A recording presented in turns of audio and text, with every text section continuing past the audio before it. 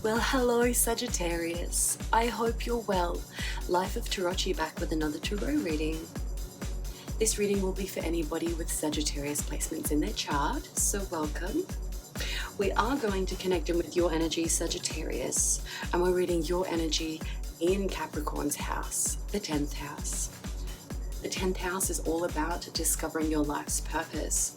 So we are going to pull 12 cards, ask 12 questions, get into the tarot, and then we will grab some oracle guidance. Be prepared. This will be a very long reading, and I will put the timestamps down the bottom for each section that we read out, so you're welcome to come back to this reading when you have time. So Sagittarius, I hope you've been looking after yourself, and I just want to quickly say thank you so much for your beautiful energy. So we are going to connect in with our spirit guides, my higher self, and Angel Laszlo to connect in with your energy, Sagittarius. Okay, Sagittarius, the first question in the first house is, what are your strengths? Sagittarius, what are your strengths? Okay, very strong. So Sagittarius, your strengths here. So this is, we've got, I'll just pull them in. Sagittarius, we have bouncer, fabric and textile, burn and slice, translator, crowd control, costume, cabin crew, and business. So Sagittarius, I will pull out the three main cards I see come first. All right, beautiful. So that's bouncer, business, and crowd control. So Sagittarius, on the surface, people see you super strong. You're really strong, whether that's masculine or you present very strong somewhere, somehow in the appearance. Second house, second question.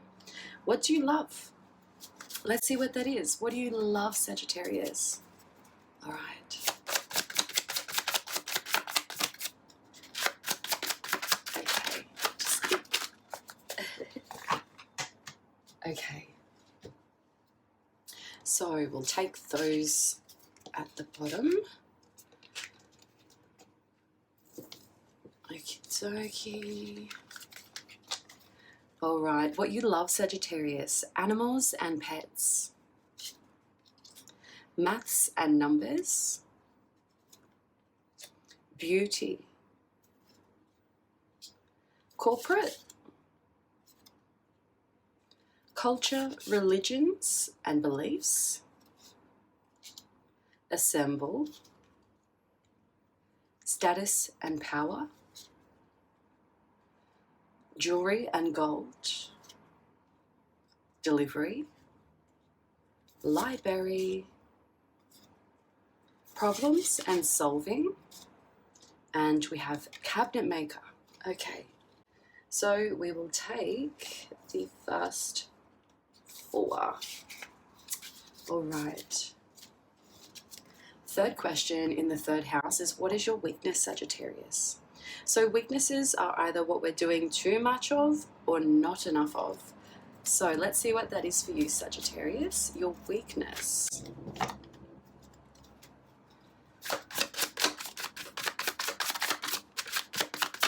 Okay. All right, so we have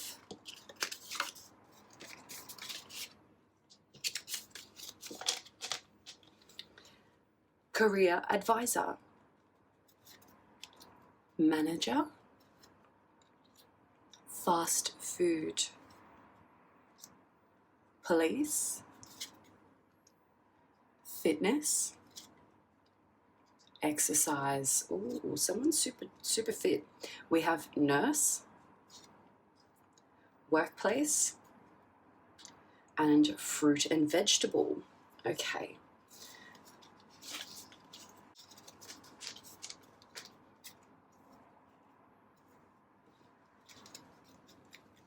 Fourth house, fourth question. What are your passions?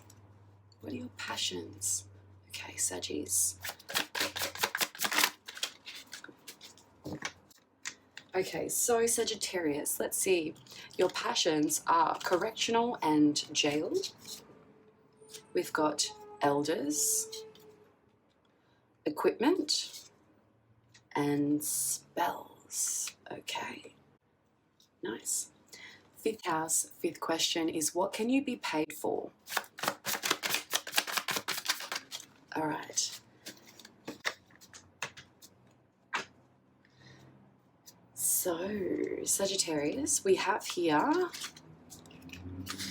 you can be paid for legal, indigenous, safety inspection. Alrighty, sixth house, sixth question. What does the world need from you? I love this question because it's on the daily. Alright, Sagittarius. The world needs from you. Okay, this is coming through spirit, all right? Information exchange. Cinema and theatre. Sound and technology. Beautiful.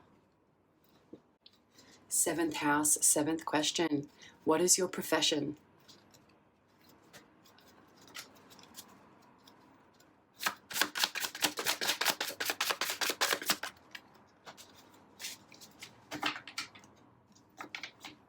Your profession. Okay.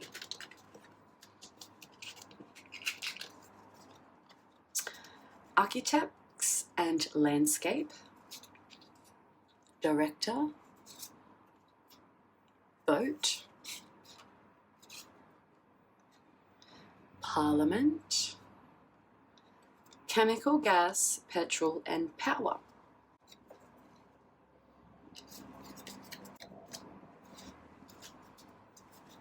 Okay, eighth house, eighth question is, what is your mission? Okay, that's a lot. Let's see. You've got big plans, Sagittarius. Okay. In regards to discovering your purpose, you have big plans. So you've got certain things that you're striving for, and we've got the energy here of future trade. Caravan park and camping ground, property value, transport and logistics,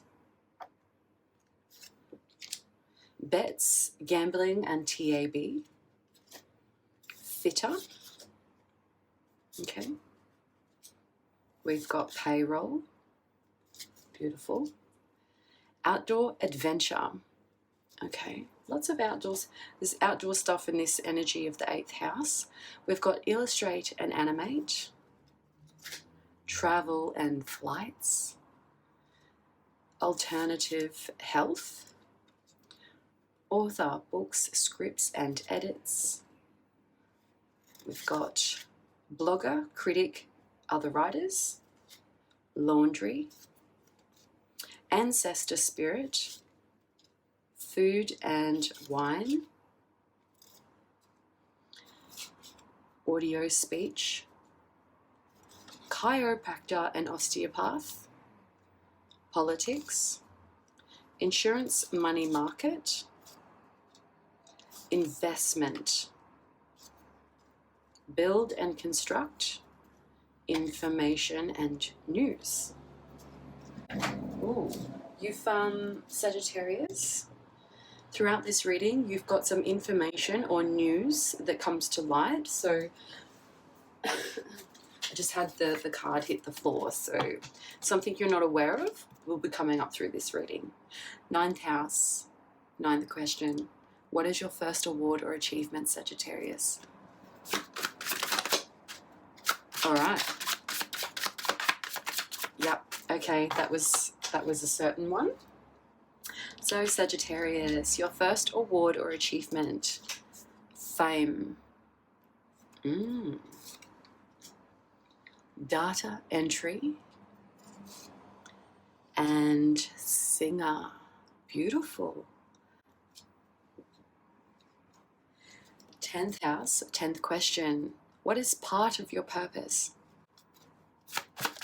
Okay, lovely. Let's do this.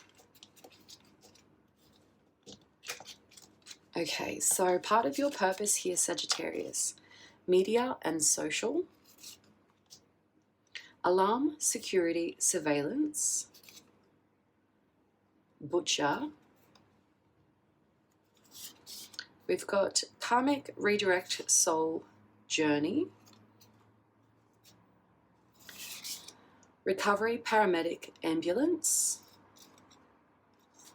Radio. Bank. You did when no one could.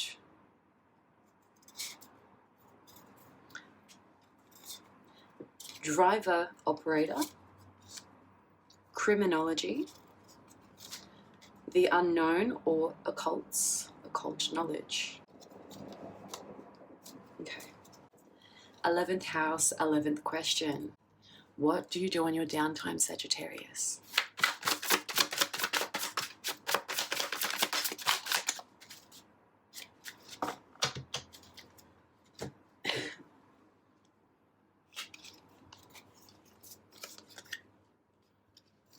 Okay.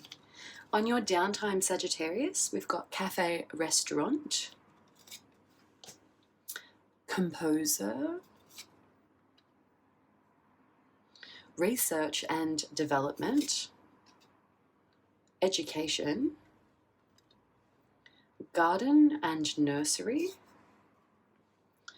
probation, gunsmith, travel and tourism, and we have judge.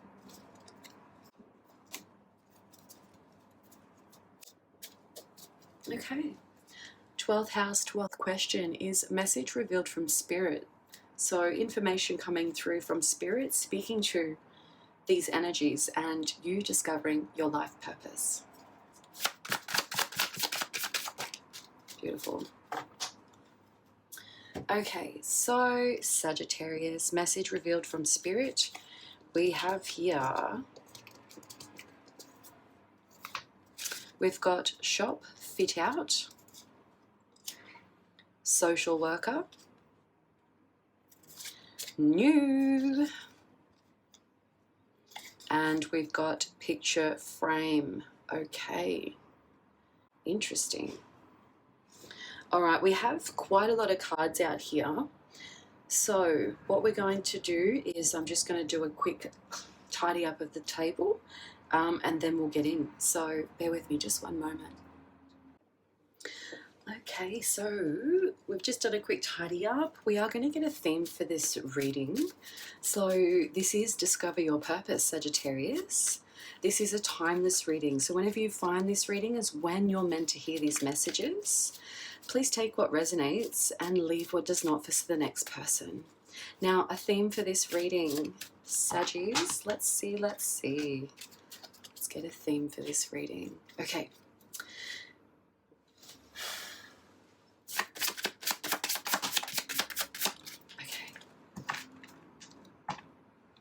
All right. Noting we've got in-law on the bottom here. I will pull the messages from where they landed.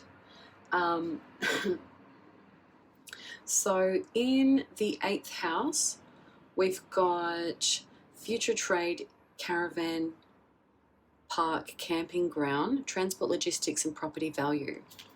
In the 8th house of what's changing, stolen, taken, and never returned. Okay. Now, central to you is your energy. This is talking about you connecting in with spirit. over things of creativity and children. So this talks about you open my heart and make me feel warm. So there's a good energy here, Sagittarius, when discovering your life's purpose. So I am going to pop that down here and then we'll open it out. So Spirit's messages landed right over here. So you and them have history. All right, so, and then especially sitting over the beauty in the second house of what you love, a slight tweak fixes it all. Rotation and view over the beauty card, okay? So that's something you love. And then way over in the corner,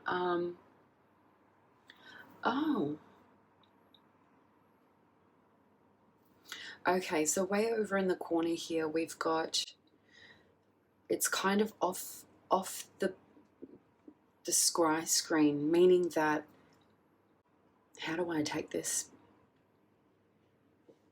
I have to honor my intuition as the reading goes through. So we do have here, I'm going to read the cards, and then it's got, so we did have an arrow. I am going to place it back where it was and try and zoom over later.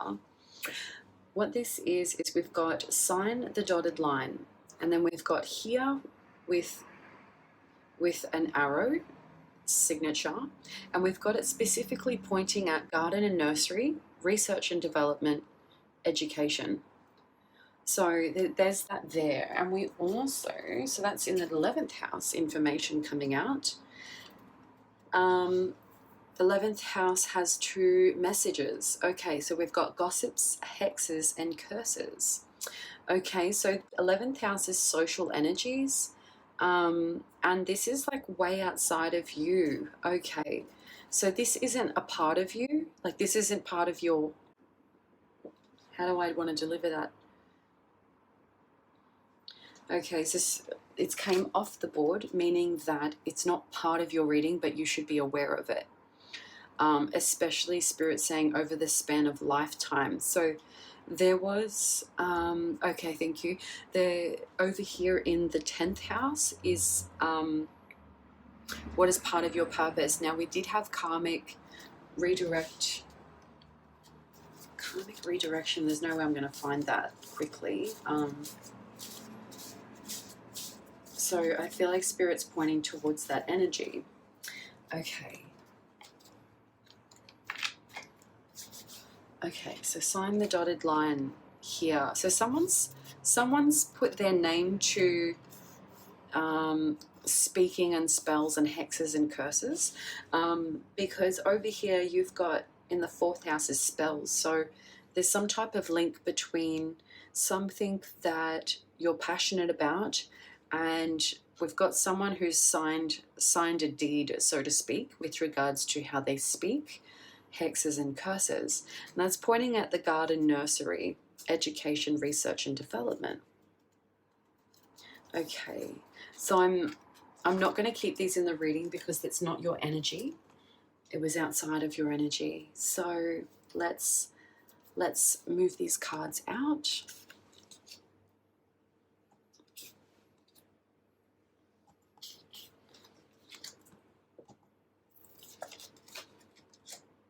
Okay.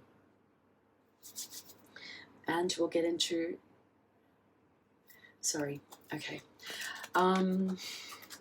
Spirit, higher self, please direct me in my language how to deliver these messages for Sagittarius's reading. Future. Okay, so this reading and delivery of messages is in the future for you, Sagittarius. So let's see. Okay, Sagittarius,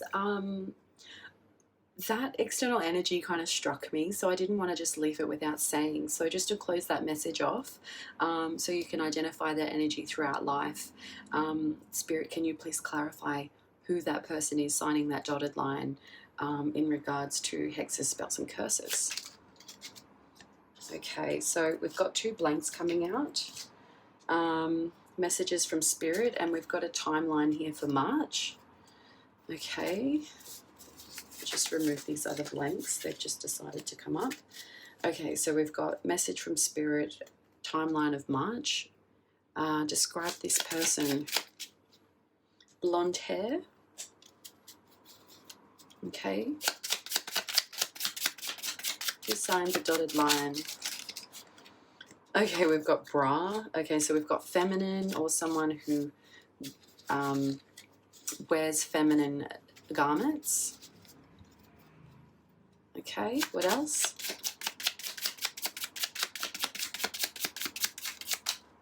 Okay. So we've got someone who, interesting, has red eyes. They're inventive. Amber eyes. They have a baby. They've got boots. Green eyes. We've got earrings. Okay. So it's kind of very much pointing to someone who can change their perspective, because we've got someone here with blonde hair. They like to wear earrings, and they cover their heart, their chest, their heart chakra with tight energies. So what we've got here is that they wear big boots and they carry a baby. Now with these eye colors, we've got amber, grey, and red. So this is someone who looks for creative options, someone who looks to take out of growth, and someone who's very envious, okay, with that red there. But this is an inventive energy, and I am getting that negative quality, because hexes, spells, and curses is generally not a nice energy. So I am blessing your energy, Sagittarius, to be protected, past, present, and future, from these energies. But this is talking about Spirit bringing up someone who's very inventive, who you may come across in the future, who doesn't have the best intentions. And the way to identify that energy, okay, this is going off course a little bit. So how does Sagittarius identify? So this person is creatively expressive. So what this is that this person comes off as really creative in terms of how they express themselves. They could actually be an artist, but this also speaks to being able to see through different lenses. So seeing through orange, seeing through grey, and seeing through red. So this is someone who changes the way they look, or changes what they choose to see in terms of how they express themselves. So earrings here are, I felt like you had jewelry come out. I feel like it was in the second house. So jewelry and earrings is hearing messages that are valuable. Okay, so we are going to move on here. That's able to identify that person, place, or thing, to avoid that energy. Okay, now we are just going to do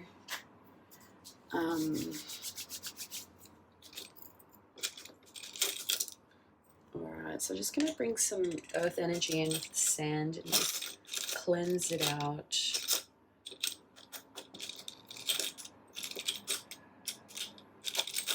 I'm going to bring some tiger's eye in, and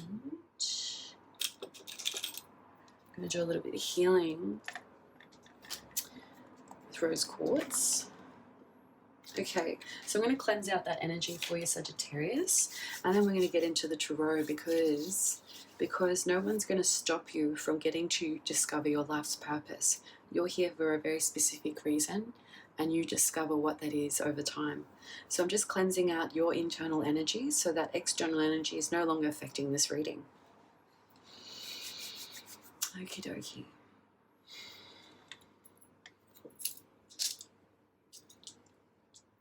Sagittarius, let's read for the first house. The first house is all about Aries energy, and it's talking about self-appearance, the physical body. This is how the eye meets the mind. So this is interpreting what we see and how others see you. So Aries energy, on the surface, the visual appeal, we've got here bouncer. So bouncer, business, and crowd control on your self-appearance, Sagittarius. So I'm going to describe these energies and then we're going to get into the tarot. But what we've got here with Bouncer is that this is nighttime energy. So it's a nighttime setting in an establishment that's been built for nighttime access. This is also talking about preventing any trouble coming in, okay? Avoiding trouble. There's also too, in terms of sport for cricket, it's like fast and short energy. So this is like big energy happening fast. And this is also age appropriate. And when we've got business here, we've got something that someone does over time that helps them make money. So it's like goods and services and crowd control. So this is dealing with lots of people. And this crowd is giving me in the thousands, mass crowds. And this is, you know, once again, to manage outbreaks. So it's interesting, Bouncer and crowd control came out in the same house. There are 400 of these cards. So that's very interesting that that's coming together. So, you know, this is talking about screening the behaviors of people. What are they doing? What are they getting up to? You know, watching body language, gauging how influenced they are to undertake good or bad activity. So a slight tweak fixes it all, rotation and view. Okay, so self-appearance. So this is like, however you take this energy, Sagittarius, someone's seeing you super strong. You're really tough and you can handle a lot of people. You're able to read and gauge a lot of people. And I feel like this is that energy that people get from you when they meet you and get to know you. So you're a reliable person who's very structured, who's in control, and you can be counted on to know what happens next because you're watching and seeing people. So that's that energy there. And the first house, that's your strengths on your self-appearance, okay? So that's your Aries house energy, or the embodiment of your Aries energy when discovering your life's purpose. So, okay, so spirit-wise, Bouncer, business, crowd control here for Sagittarius strengths. Oh, yes. Okay. So we have the Wheel of Fortune coming out over new. This is your energy. Oh, nice. And we've got the High Priestess. So you and them have history, but this is your energy. So you've got the Wheel of Fortune. This Wheel of Fortune in particular is the card of legacy and intergenerational wealth. Now, what this is intergenerational wealth over intuition, guidance. The High Priestess sits there. Peaches are significant. Now, what this is I feel like the grandfather of your generation is speaking to that legacy and is also speaking to something that's coming towards a successful outcome. So what we have here is someone else's energy coming over yours, and spirit is speaking to this energy of someone else in the first house of your self-appearance. So Four of Swords is talking about someone else's energy. So this is someone else is seeing you transform. It's like maybe there's a situation in life where you duck out. It's where you're not managing the crowd. And other people's energies. I just got another message then. So Sagittarius, for some of you, you deal with a transition in life. Someone who transitions in life, as someone you know. And this is talking about how you speak to that knowledge.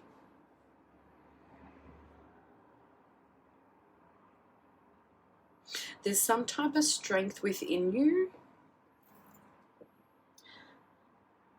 There's something you sense in the future, Sagittarius.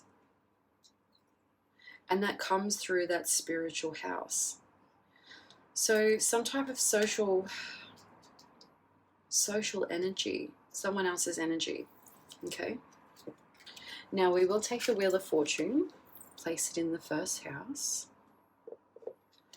Intuition is key. So perhaps people pick up your intuitive energy. Okay, so what we have here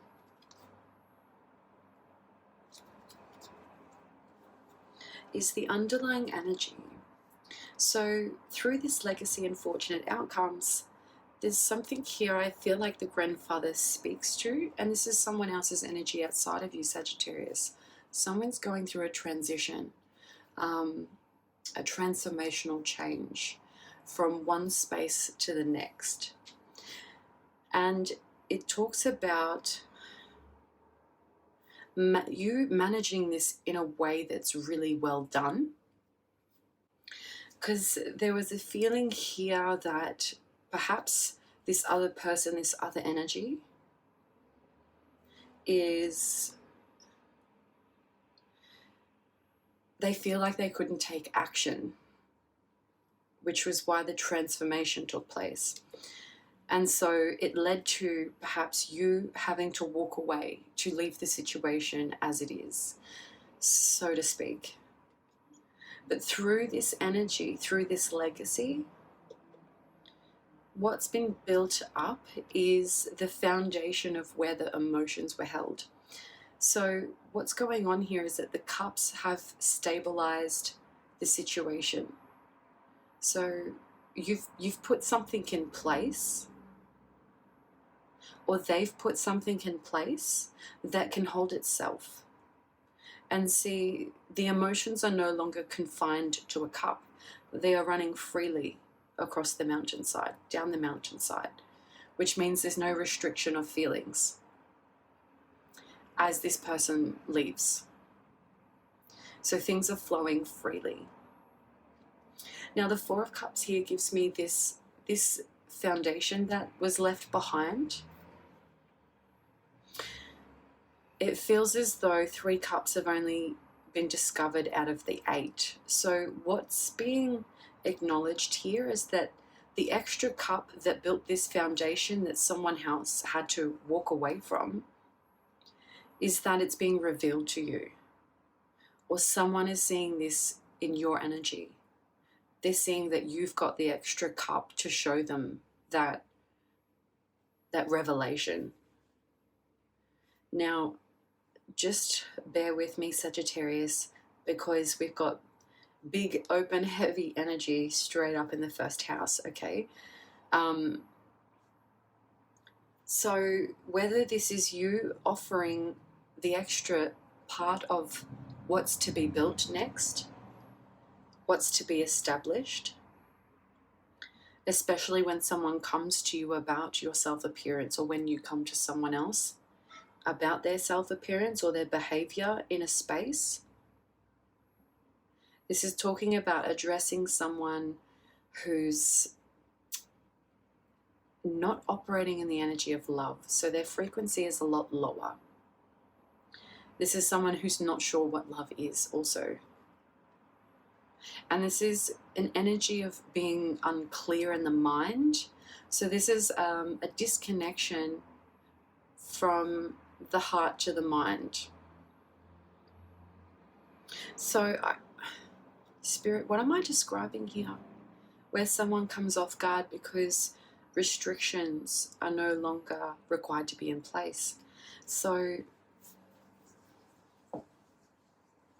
these restrictions aren't meant to be there, and especially where they were put in place for people who, see, this page is in reverse, so this is people who act immature, so who are of age, who are able to go somewhere and be there legally, but someone, or these people who don't act of their age. So there's something about coming off guard, about dealing with people who don't act the way they should in a certain premises. But these are people or a situation that's sort of, because of that detachment from the heart to the mind, there's the intention is unclear. So it's like, what's coming out of this is that working through immaturity, naivety, is a discovery that people work through that they don't realize they need to. And there's something here about the Queen of Wands.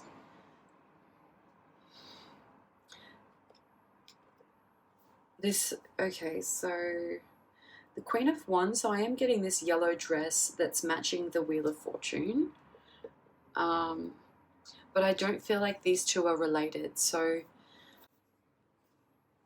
But this energy is feeling really confident about being blind. So interesting. There's confidence in naivety. Okay. Confidence in naivety, fast and short. I suppose people who are acting out don't think about what the repercussions are. There's a Queen of Wands here who's really confident about past betrayals.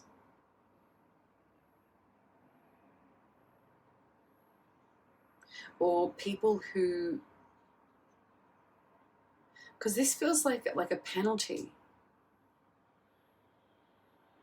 Whether, you know, I don't watch cricket, but, you know, there are penalties in sports where people choose to play, choose to attend, choose to come, to congregate. So there are successful outcomes, but there's working through some type of ignorance, some type of naivety. Now, whether this is someone else discovering you as they learn about you over time and your self-appearance, or this is you discovering how you work within yourself, meeting people who are so vibrantly okay with doing the wrong thing. So because the heart and the mind is disconnected, it's this feels like karma and justice. So things are being aligned for better outcomes, because we've got 10 here, meaning that things have come to a complete peak, and that when that is realized, a new cycle continues or repeats. So you go on a new cycle or you continue on the same one before. But justice is stepping in here because this is that transition phase. So I feel like this is that energy. Maybe you're dealing with these people that just don't have their heart and mind aligned with regards to self-appearance. And there's this type of energy that you have to work through on the underlying, where you deal with people who just, they're confident, but they don't know what they're doing. And they're causing karmic outcomes. So this is something you start to see, especially with legacy and how that flows through family, how you see that occur in generation and generation. Because there's something here that triggers someone else's energy at the start. They go through a transformation or a change. And this is like passing down knowledge and wealth through legacy, through generations. But justice is coming in. Well, justice is here.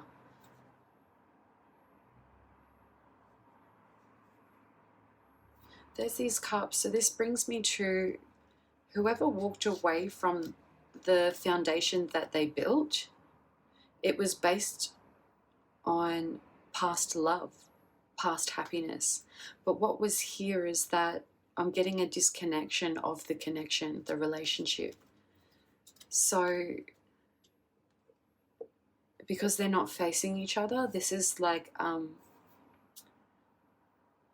one becoming ready to acknowledge the other. King of Pentacles.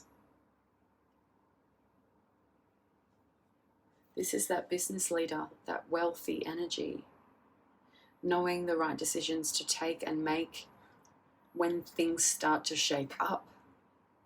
This is being calm amongst the storm. And what's this business leader have to say? They speak of energies where things weren't nourished, where they aren't able to function on their own accord, where things can't be cared for. And this is talking about, because of the lack of care, it's brought up pain, created pain. So this is dealing with some type of energy here over self-appearance and organizing a group of people where they have no guidance or no way of thinking about future impact, where they're causing themselves pain over and over again because they refuse to give them self-care. So there are fortunate outcomes here for you, Sagittarius, in relation to monitoring this in terms of how you see things, how you see others in their appearance. There could be a business idea where you focus on speaking about topics of pain. We've got doves here. Doves are significant. King of Wands shows up. King of Wands wants to talk, and this is also like a leader and a visionary. So we've got a business person who's very wealthy, and then we've got a leader who's a visionary.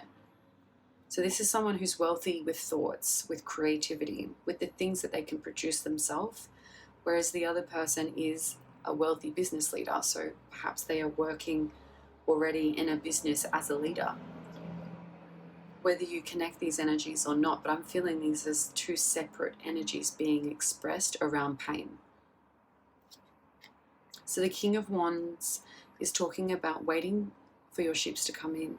So waiting for all that hard work, all that energy through the legacy to come through. So I feel like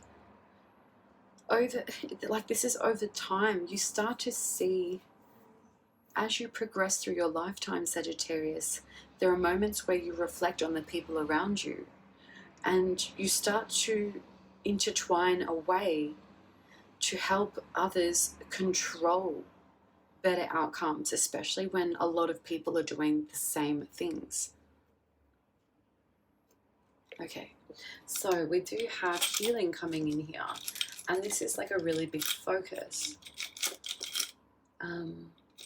Healing, this is also like success. We'll just put a little dress on her, with a stone dress. So this is waiting for success to come in, waiting for your ships to come in. So this means that you've already planted your seeds. You've already sent the message. This also feels like an event as well, where you've sent out the invitations. You're waiting for the successful outcome. So this is that nighttime energy placed at the night, the evening. So something takes place where it brings sadness, and this is that 5 to 8 energy.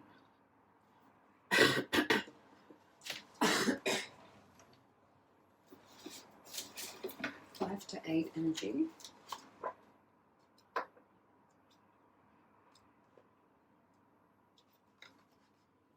Okay, so 5 and 8 speaks about, I'm just reading from Messages in the Numbers, The Universe is Talking to You by Alana Fairchild. I will just read a line or just pick out the concept that she speaks of. So we've got 8 and 5 here, which is like what you or someone else walks away from in terms of what's being built up. So it talks about the combination of success through change, okay? So you're waiting for success, waiting for things to come in, and it comes through some type of change where you choose to walk away or where someone else chooses to change. And it's something that can't be controlled. So what happens is those two energies come together and they bring a more stable foundation for legacy, for success to come through. So this is talking about seeing success in chaotic situations. But this is a deep skill that you have that's kind of like built over your self-appearance energy. Because even that energy speaks of a state of appearance. Okay, state of appearance is very smart, very witty, very quick. and what comes in is this new opportunity. So this is an idea that you get that inspires you to take action. Now, if you don't feel like right now, Sagittarius, that you can connect to living in a rich and wealthy legacy, well, it's you who starts that legacy. That's the energy I'm getting, but also too, there's a reflection on what you feel your legacy is before you, so that you could build upon what you already know. So there's something being offered here with regards to home, family, a castle, new beginning. Also like a new facility, perhaps, to operate your business in. Ooh, Ace of Wands and Ace of Pentacles. So this is an inspired idea you get through success. You sorry, Sagittarius. There's like a really negative situation that you notice that changes your foundation for successful outcomes. So this brings you money. This brings you all the fundamental support you need in the physical world. But this comes from your mind because of how you see something in its appearance. Wow. Your brain, Sagittarius, is being celebrated. This is you discovering your purpose. Your strengths. This is you discovering your strengths, building into your purpose. So knowing how strong you are, knowing that what you see to be real is actually your fundamental form for your business idea, for your business construct. Wow. There's energy here and I'm getting goosebumps up the left. So what I'm getting here is that spiritual energy from the past is bringing up the future energy that, yes, this is celebrated. This is the right way to go. So you acknowledging something and seeing it for what it is what brings it to life and builds your constructs and helps you realize your strengths within you, Sagittarius. So let's move into the next house.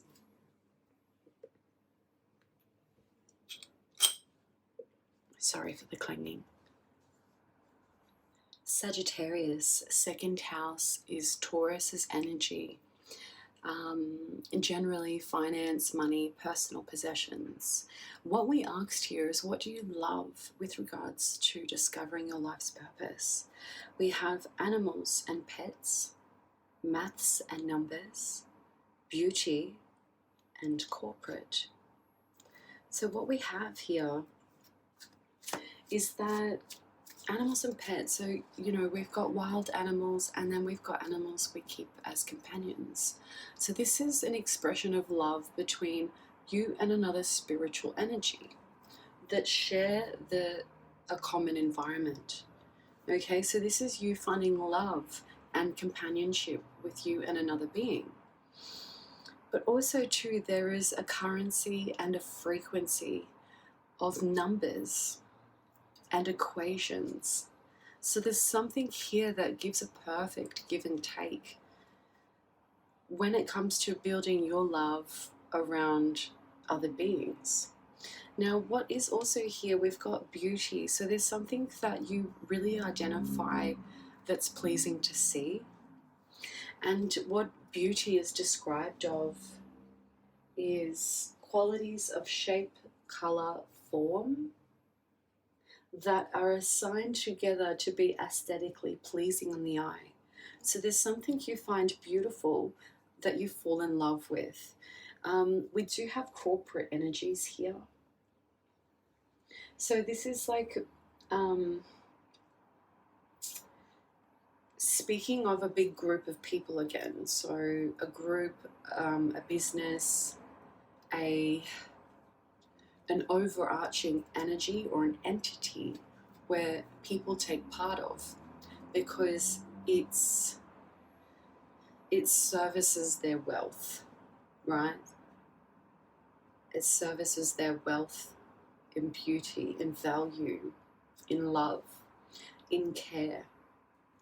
So there's something here that you're naturally drawn to, and it brings like lots of love through. So, okay, second house, Taurus.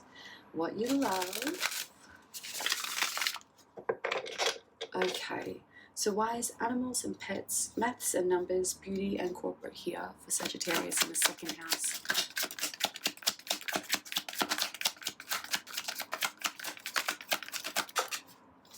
Okay, two energies and a message coming through. Okay, so your energy here is that Spirit's making it aware that at this time, through your energies of working with love or working with Taurians, this is saying that you feel as though your burdens have been lifted. You feel lighter. So this is that Taurus energy. So around animals and pets, you don't feel the burden because you feel the love.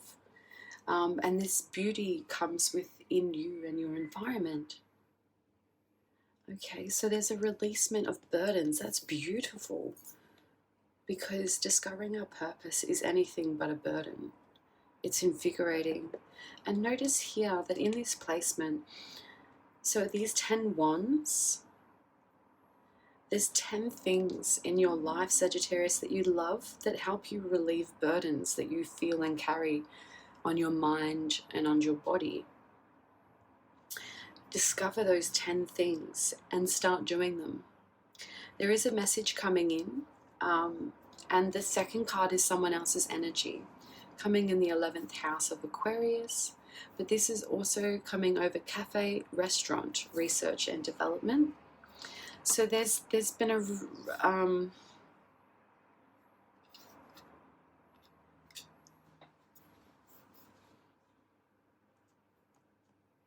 what's this? Okay, so Sagittarius, there's someone around your energy throughout your life in the future. While you're in this love vibration, discovering the things that you love that release the burdens from you, there's a message that comes in about someone else, so that you've been dealing with socially, that you become aware over time what type of give and take, trickery, theft has occurred in your social environment. So this is referring to you and them have history, is speaking to. Okay. So the upright, the energy here is giving me like you're aware of it, but reverse is like you're not aware of it and the message is coming in soon. Got some screeching outside, which I haven't heard that sound before. So it's of really high frequency. It's perhaps has high impact. Okay, so I'm just going to leave that up there so we can read out the underlying energy here, Sagittarius. So we've got messages coming in. Wands are ideas, inspired action, but there's 8 here. So also draws me into the 8 of Cups, so 8 and 8. Now half of that is being 4. So what's being spoken to is something about something that was built that you had to walk away from. There's a new opportunity being offered. So perhaps in the first instance, if you offered that cup to someone else to help them build, this is a cup being offered back to you to help you build.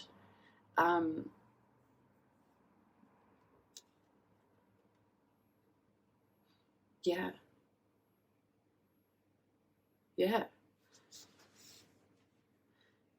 But what this requires is someone who comes of hard work and routine. So perhaps the offer comes from you who knows what hard work and routine is, and you offer it to someone who perhaps doesn't really know the value of hard work and routine.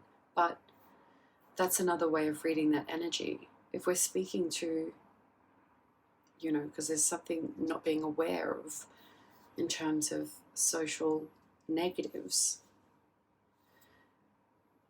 that's being built up from the first house. So you're being aware of what happens in certain institutions, certain places. The second house is how you fall in love with the things around you and how they build value back to you.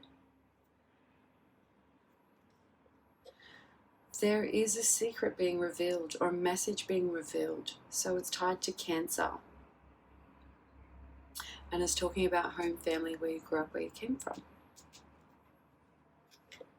It's in relation to partnerships of higher beliefs, what's been brought together, and also what has been said to guide someone through inspired action. Because the belief here is that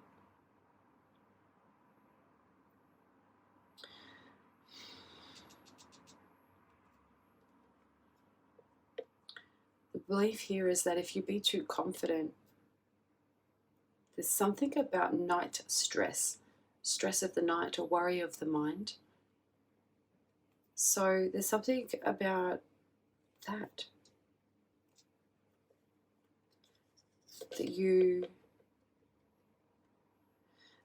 a burden that you can release through this, but we have to discover what those burdens are, because for these burdens to be accumulated, then they can be released once they are acknowledged. So this is either you helping others release their burdens by providing them that companion care through, gifting pets. But this is also having this ability within your mind to calculate over time what becomes a greater burden to you and to others. Because there's also something about retaining beauty and confidence that brings stress. There are roses here, connections to love, to the moon. We've got Gemini, Cancer, Virgo.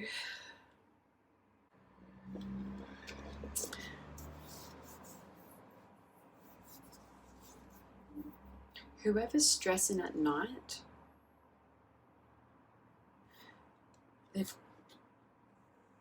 there's an unawareness of a unity behind the imbalancement of the mind.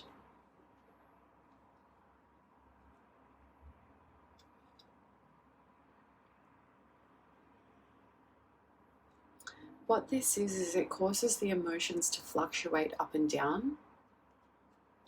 When someone is unaware of the burdens that they carry, and especially when it's caused by unity of others, the imbalancement is perceived as emotional, irregular. But what is connected here is that someone's running on the energy and the growth of heart and love, which is beautiful. But what is dictating their actions is the misguided truth from home and family, or something about the root chakra being out of balance. Maybe this is being away from home and feeling disconnected to home qualities. And this is that irregular emotions. But what happens here is this Page of Cups, which is like someone who's balanced and could be dealing with a Pisces, or you could have Pisces placements in your chart. But this is talking about finding a regular emotional cycle. So this is, finding that love in those things you keep around you. And see how the red here is solid and then it's become a bit more less bold, like it's sort of texturized here. So it's like what's happening is that over time you're building your character through your roots.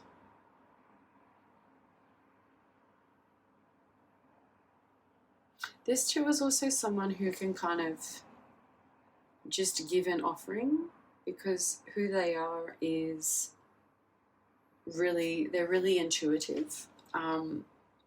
And this is what makes them curious. So this is like a young person driving for philosophy, the love of learning, because it's how it makes them feel. They feel really good. And I just seen the word passions when I blinked. So what's coming in here is that this Ace of Wands in the future that's nice. You've got double up energy. So this is looping back around to the first house. So you going through life and discovering what those things you love and you keep around you, and why you keep those things around you, and how they build upon your character and your emotional substance. This is you having those new ideas, because this idea comes to tackle pain, to speak to pain, to pull the swords out. And this requires work over time. This is building towards self-mastery. So what happens is that when it's like someone starts working, and they're working and working and working away because it's what they've been told to do. But what this person realizes is that over time they build themselves into a master in their trade, a master of what they do. And they've done it in acknowledgement and ideas from how to remove pain, how to build off pain, how to be strong and navigate pain. Because this is pain inflicted by others. And this is standing strong and saying, hey, I've done my self-work. I've built into my mastery. I'm strong. My boots are steel. They're not leather, they're steel, they're solid. And only a person with a strong stance can walk with such heavy boots.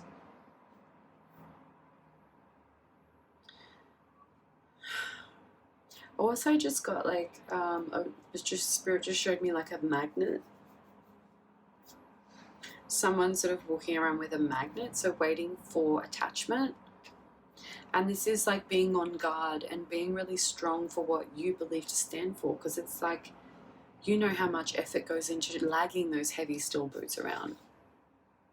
And what people don't realize is that you're fully covered in armor. So you're carrying a body of armor. So this gives me that strength energy, how strong you are externally, speaking superficially, but also thinking on a deeper level. This energy here is like this person's defending to the edge, all the way to the end. And it's like this person who's binded by earth is garnering or defending for a Queen of Swords. So this Queen of Swords is someone who's like really clear and direct, but someone who is taking information from that Queen of Swords, is defending till the end.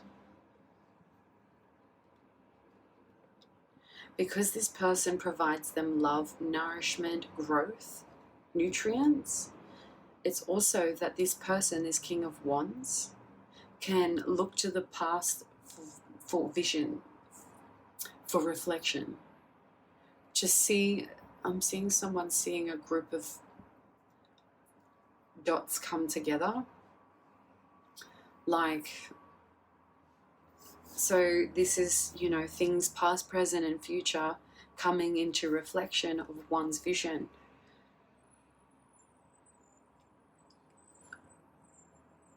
So what I just felt Spirit indicate here is that because the burdens have been removed, you're able to see clearly past, present and future. So time is a straight line.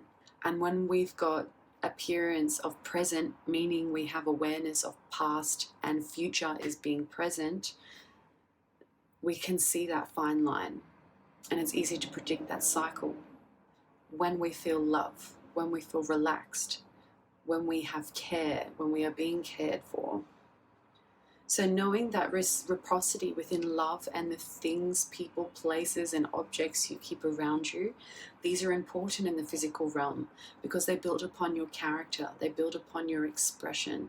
And what you desire is important to implement in life. is you realizing how you discover your true purpose. So this leader reflects on the past. Whoa, you've got like all these kings, and from the Queen, the kings came out. So the King of Wands reflecting on the past and looking at situations where the King of Pentacles could be yourself, or reflecting on someone else, perhaps another person you look up to, who you take guidance from. This could be, you know, someone you follow who's a mentor, or they just inspire you creatively.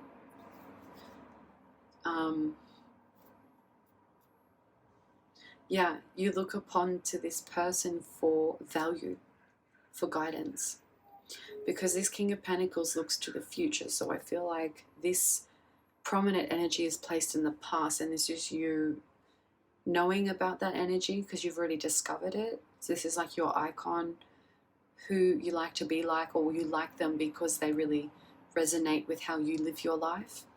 This is you finding value in that person and referencing that from past value. This could be referring to reading the same book over and over again, because just every time you get new information somehow.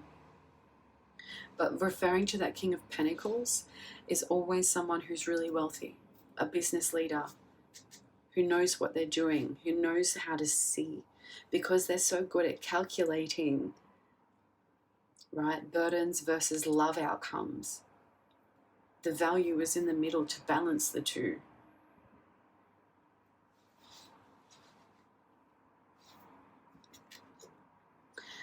But what is undiscovered about this person you look up to is that they dealt with theft.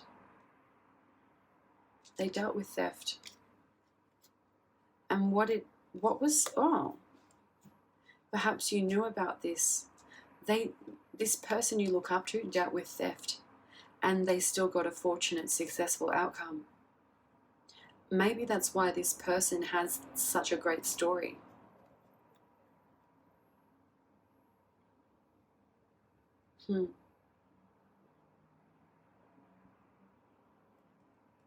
This person has dealt with their fears even though they've been betrayed. So it's like you looking up to them, or this is people looking up to you, and how you get fortunate outcomes regardless of how people place burdens on you. Because this is a student who's smart and quick and witty, who knows, has knowledge. They're in the know. See, where this page stands is on the mountain of growth. So there's many colors of green here. So variations of growth are important for learning and for good outcomes. And this Page of Swords is so smart because this energy relies on past situations where nostalgia brought love through companionship. So it's learning about identifying what love is to help you release the burdens, or to help others release burdens.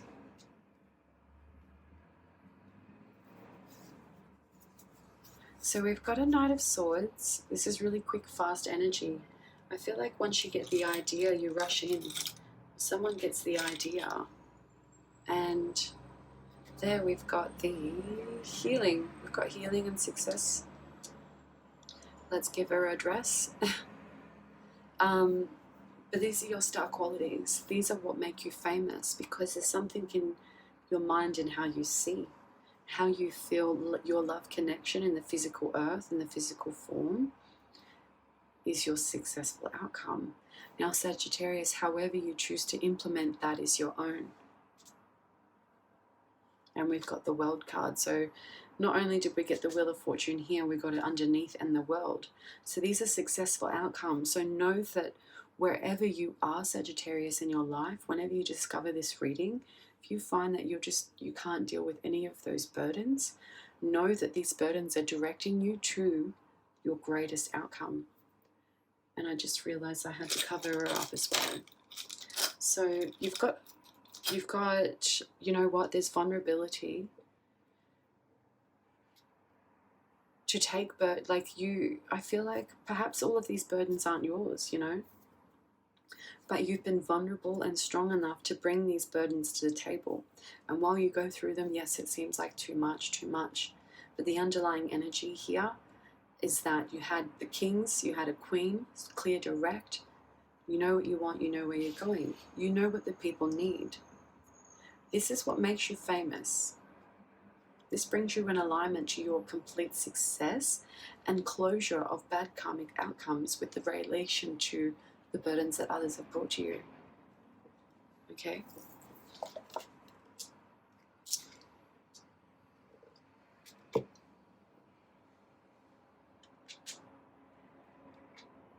Beautiful. Let's get into the next house. Okay, Sagittarius. Third house is Gemini energy, directly opposite yours. So we asked Spirit in this house, we asked what's your weakness? And this is talking about what you do too much of or not enough of. We have career advisor, manager, and police. Now, what we've got here, I just want to break down this energy. We've got a number of jobs or roles a person does to progress their life work. And this is advice given to that direction to show the options available by someone who's coaching them through important life decisions. So this is called like strategic guidance. And manager here, this is like, someone who has responsibilities of overseeing others, the work of others, or group of people, especially in a workplace. And this is also, talking about direction and guidance. And so we've also got police here. So this is maintenance of law and order. So we've got control and regulation to keep things in place how they should be. And these are official duties. So all of this energy here is like, it's like, it feels very official because there's a lot of guidance here. Each of these roles are a lot of guidance. So interesting energy, it could be, you could be taking too much guidance or you could be not taking enough guidance. Take it how it resonates.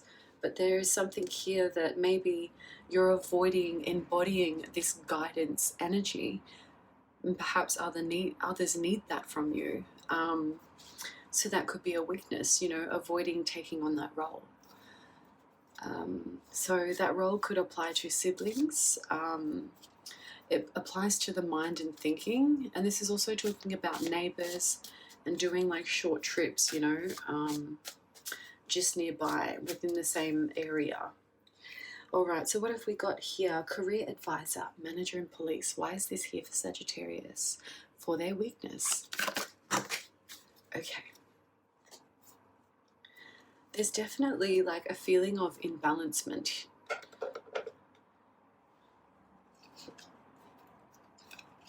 So this is coming out in January. This is also talking about like someone avoiding something or not seeing something. This also too is like perhaps others aren't seeing you go within to retrieve information within your mind. And this is also like perhaps others are seeing you uncertain. There's some type of energy here with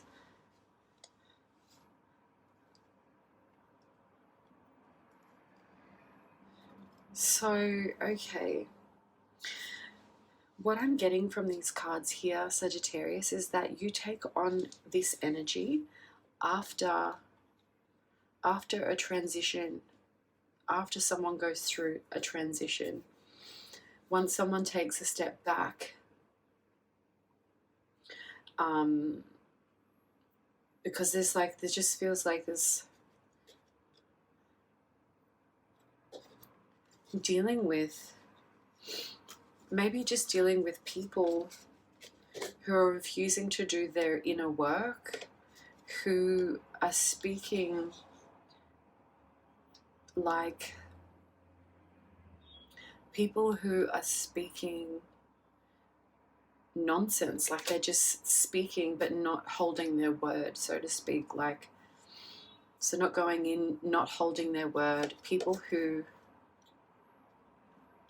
perhaps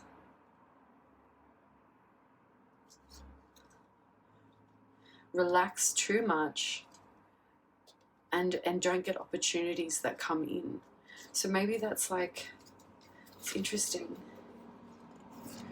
Dealing with, just bear with me, Sagittarius. Okay.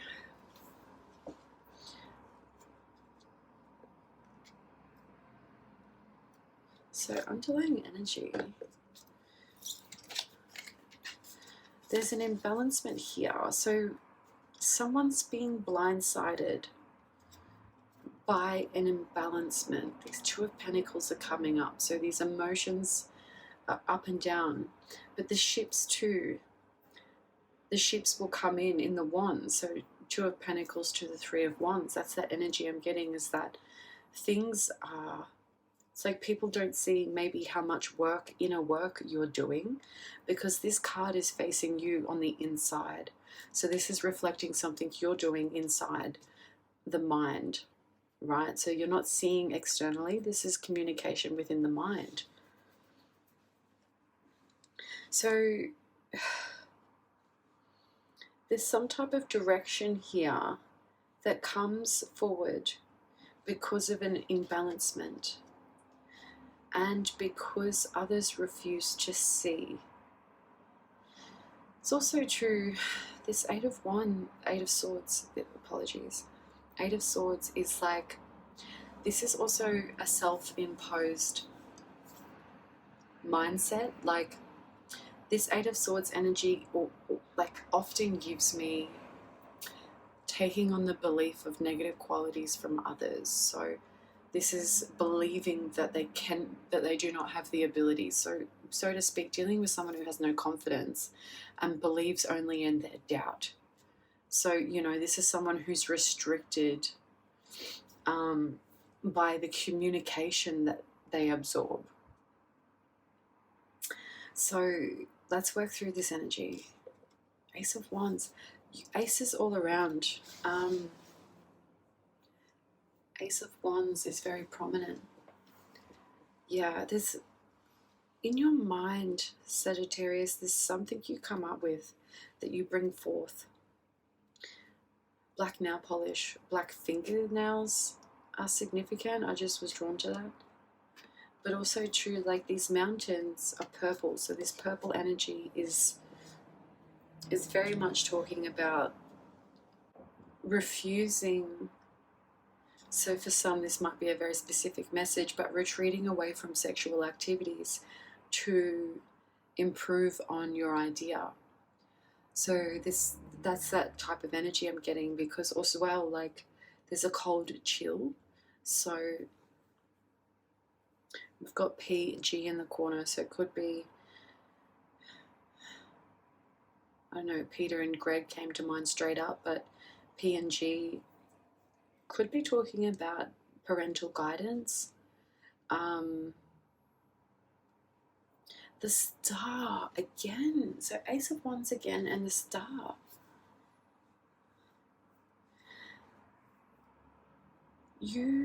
I feel like others fail to see your internal work that you do, and because of that you produce something within. It's like whether you're aligning these three things so far in this reading to come together, or you're using the first skill that you used in the first house to build upon the second house's skill, and using the first and second house skills to build upon the third house skill. So it's like it doesn't matter that people don't see the work, the inner work that you're doing, because you're really focusing on building on your personal journey, your personal experience. And everyone has to do their own personal building. And the word personal means that it's one's own, and it's attached to one's identity, who they are, where they came from, what they do, and who they choose to become.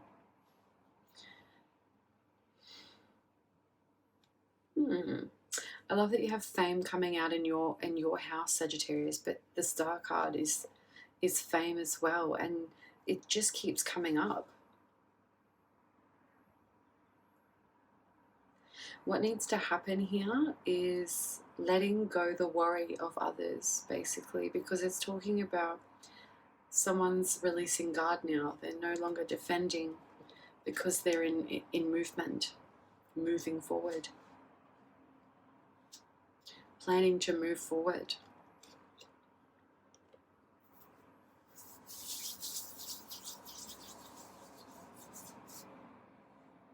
This is a movement forward towards making the right decisions, having enough knowledge to guide you forward into the future with confidence in your power, in your abilities to choose.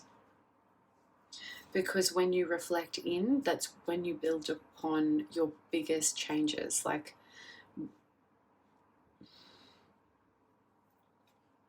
also too, it could be that some Sagittariuses have not discovered their weakness. When you discover your weakness, it is truly your greatest strength. So, you know, what you do in the first house with your strengths as a bouncer and a crowd control, you actually do with your weaknesses at the same time, because you're advising groups of people to do the right thing. You're overseeing groups of people and protecting them. Except in the third house, it's more official than the first house, because you've gone from business into manager, and you've gone from bouncer to career advisor, and you've gone crowd control to police, right? So that's that like build up, that escalation. Maybe you don't see this occurring, or others don't agree with the decisions you make when you spend time alone. But never to worry, Sagittarius. You're already doing your weakness in a sense, in essence. Yeah, you see the Magician, you're already doing it. So by combining, it's like you're seeing from the dark can come light, brings possibilities, opportunities. Things that haven't been done before means that they are dormant in the dark. And when you access them and bring them to the light, make them aware and known to others, it's like people perceive you as a magical being. They're like, how do they do that? What? Just, right? Because it's like they don't understand the inner work that you're doing. So when you're ready to produce that back, it's fundamentally like people don't see that as a weakness. It's resolved as a strength. Like a plus strength, you know. No, Sagittarius doesn't have a weakness. They've got two strengths. Yeah.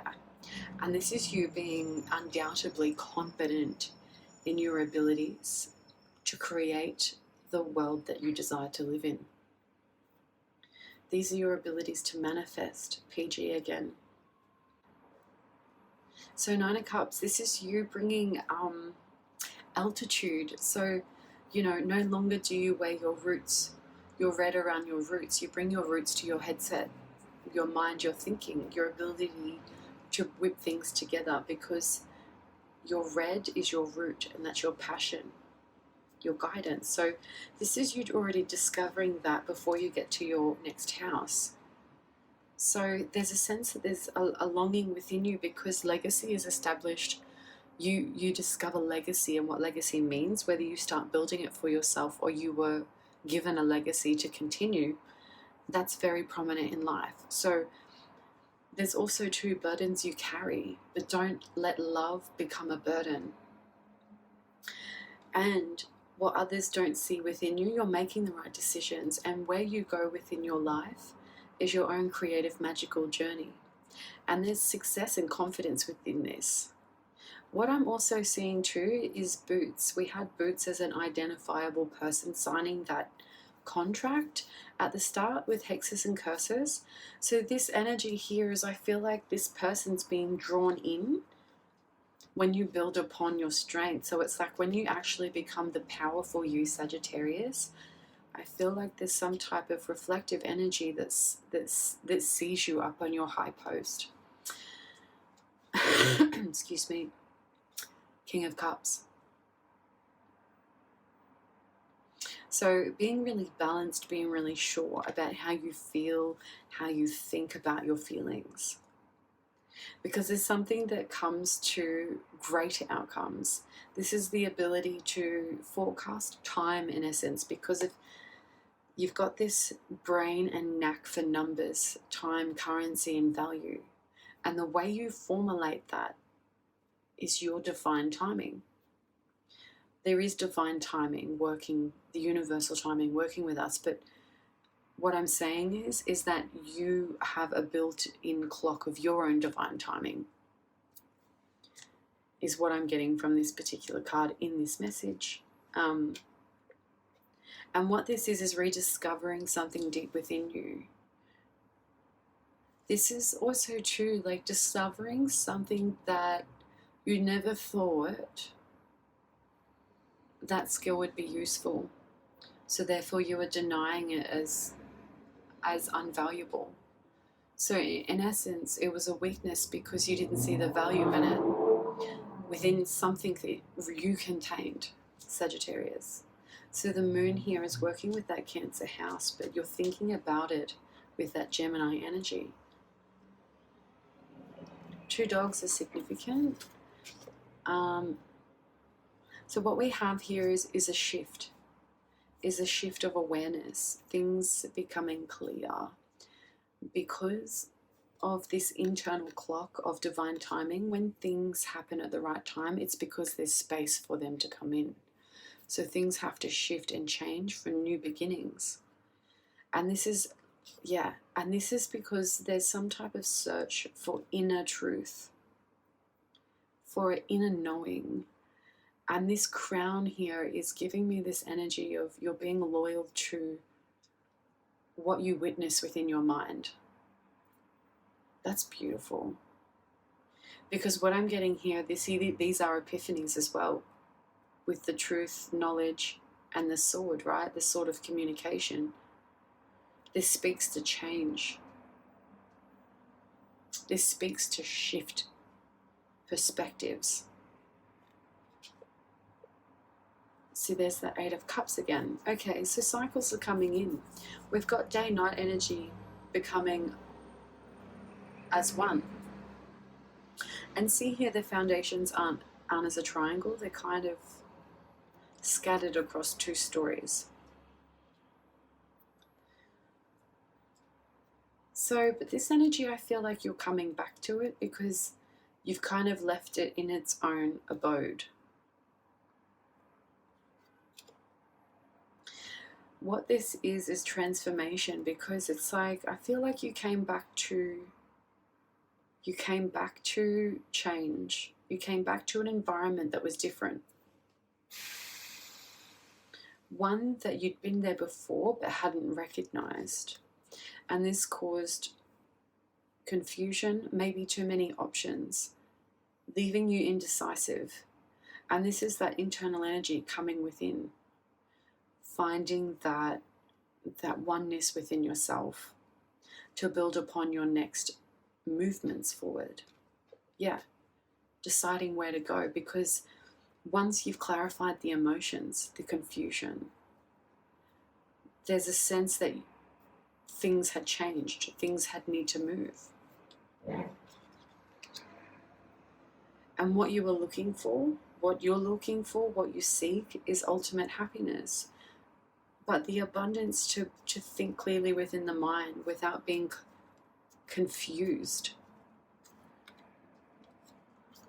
So this process is acknowledging in the past where you've walked away from situations you couldn't change, that left you too confusing and searching for calmer waters. There was something very valuable in that change because it changed your perspective. A slight tweak fixes it all. Rotation, view. So there's situations that you go through in life, Sagittarius, where there could be 3, or it just depends on everyone. There could be 8. But what we're getting here is that you come to a conclusion where you come to self and go, I trust what I know. Because you experience what gives you abundance through love. What I do love here is that you have the power to control, but you still lead with love, though the energy to have to control brings burdens. But is relieved with love. There's also too like someone feeling or expressing sadness or sorrow with regards to someone becoming of age or someone becoming who they're meant to be. Like I feel like this Empress has just had a milestone or a big completion. Something they've been working towards has been granted. And someone's feeling upset about that. What this is there's a lot of tension around this allocation of this person, but there's something about tattoos on arms with regards to bringing together tension. But what this is organized pitching. Like what I'm seeing here is pitching for a tent. And this is past energy. Page of Cups, someone who's able to look for knowledge and be curious. This gives me someone who's studying emotions for transformation. And purple and pink flowers are significant. We have the Lovers coming in, which is giving me that energy of being connected to you and them have history. So there's deep internal reflections over this. Oh wow, we've got Lovers and then the Two of Cups. Okay. So whether this is a reflection on two valuable relationships or a reflection on one relationship that had two reoccurrences. Because what I'm getting here is that there's strength in this love. And that's been clarified within the mind.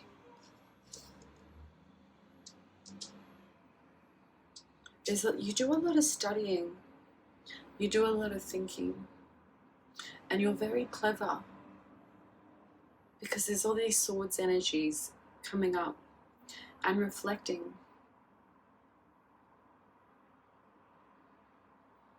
This is knowledge and study. And the Hierophant. This is your energy too. Knowing and studying the right way of life and the right way to be for you. Yeah, this is that strength coming through. So you building upon your weakness is your strength. So double up on that strength, Sagittarius. I love that. Ace of Pentacles again. New opportunities coming through, especially with regards to money in the physical form, with regards to value, things you'd love to keep around you. There's a new opportunity coming in, being offered. Once again, black fingernails.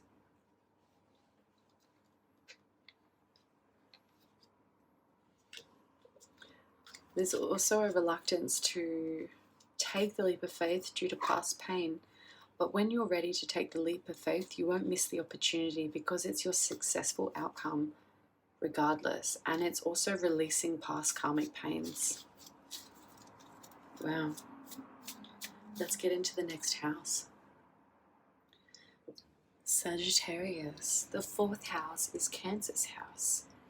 These are about our early home foundations. So mum sits there where you were born, where you grew up, where you came from. So we do have elders here, correctional and jail, spells and equipment. And we ask spirit, what are your passions? So there's a sense that you like connecting with elders, right? So elders' energies are like, these are people of leaderships and people of age, senior age, people who hold like valuable information about people, places, and things. Right, and then we've got correctional jail here. So this feels like some type of confinement. And we've got especially for like punishment for people who have done against the law.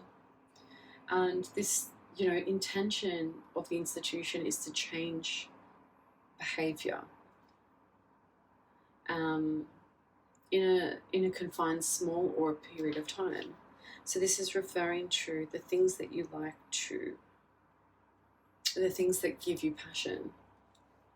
And what we got here is equipment. So, you know, we think about equipments. These are items that we can adapt to that help us get the job done. You know, help us create or produce specific outcomes that we wouldn't be able to do with our hands. And then we've got spells.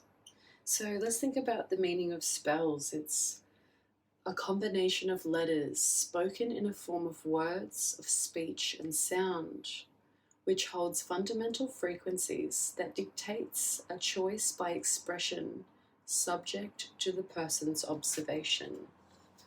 So, spells. How do you use your language? How do you choose to sound when you speak? How do you come off to others? Or maybe this is you identifying that in others, how they come off in terms of how they choose to speak. So this is others. What's here is Eight of Wands, message coming in. The Empress, someone who's nurturing and very caring, touch with their feminine side, and who is usually single and of someone who provides support, someone like a single parent. So the message is coming in about them being cherished and them succeeding, especially in spiritual qualities. There's a celebration of love, beauty, romance. Okay, so that's a message. All right, so why is this energy here in the 4th house for Sagittarius? Elders, correctional and jail, spells and equipment for their passions. Okay. Okay, so it is someone else's energy. Something you find balance in. You connect and feel balance with. Especially in the elder here. Okay, 6 of Wands, beautiful. So what I'm getting here is that if you don't connect to elders, you will become that type of elder where you hold so much fundamental knowledge about a place, person or object or topic that's specifically tied to place. This is talking about you becoming one of those. You open my heart and make me feel warm. So this is hearing words of love as well. So spells of love. This is also passions for knowledge, passion for things that need to be corrected, reformed. And this is working with equipment that contains knowledge and frequencies and conformities. So there was a language of love you heard, Sagittarius, or you're going to hear in the future, that really you feel your heart open. It's not flat, it feels open. And there's a sense of I feel warm and nurtured and nourished. This is an energy that has to be celebrated, has to be succeeded.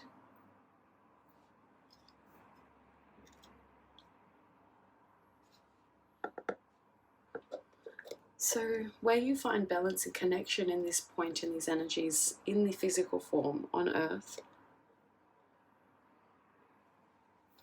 these dots is very similar to what I was trying to describe earlier, all these dots coming together. So this is like watching all those things congregate, come about. This could be to celebrate you. waiting. That's also true. Fame qualities is being on stage, on set, and seeing all those cameras and lights reflecting and flashing back at you. But there's something here about that. Page of Swords. You are studying and studying and studying. And you know a lot.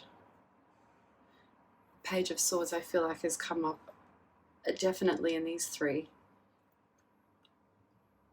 So you are learning with legacy in mind in the beginning. You're learning about love. You're learning about weaknesses. You're learning about connection to where you belong, what birthed you, your environmental restrictions. There's also too an energy of you dancing, happy, this energy of enjoyment and free. You make my heart feel warm, right? This is, I'm open and ready to receive. So this is that abundant attitude as well, knowing that there's more to come for everyone.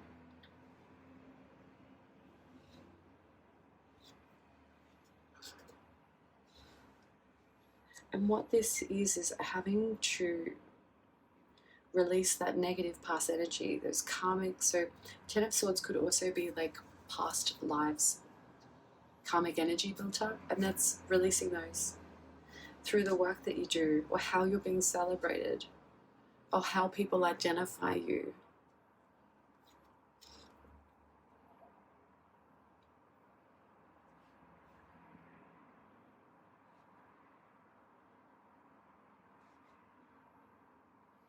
The King of Wands. Whoa. Okay. I just got like this. Even though he's on the land, I got this energy like his wand, like he was swishing things to move. So he was dictating the energy around him.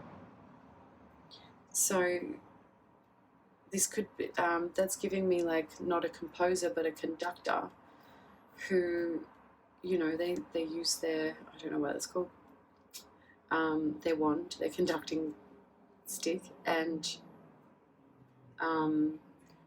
that's a language in its own. The strokes in the air and where it's stroked, I don't know how to do it, but I have an understanding that that's the language that the orchestra understands. Where and when to play the beats and the notes.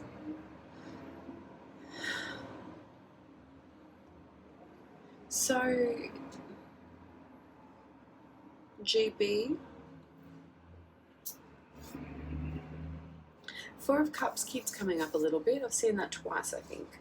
So Four of Cups, this is, over time, something has just been sort of put aside, been kept up high, because it's like, whether you've put something up about and you're just like, that needs to stay there because I need to sort through this first. That's the energy I'm getting from that. And it's like you, even though you're open to receive, you accept accordingly.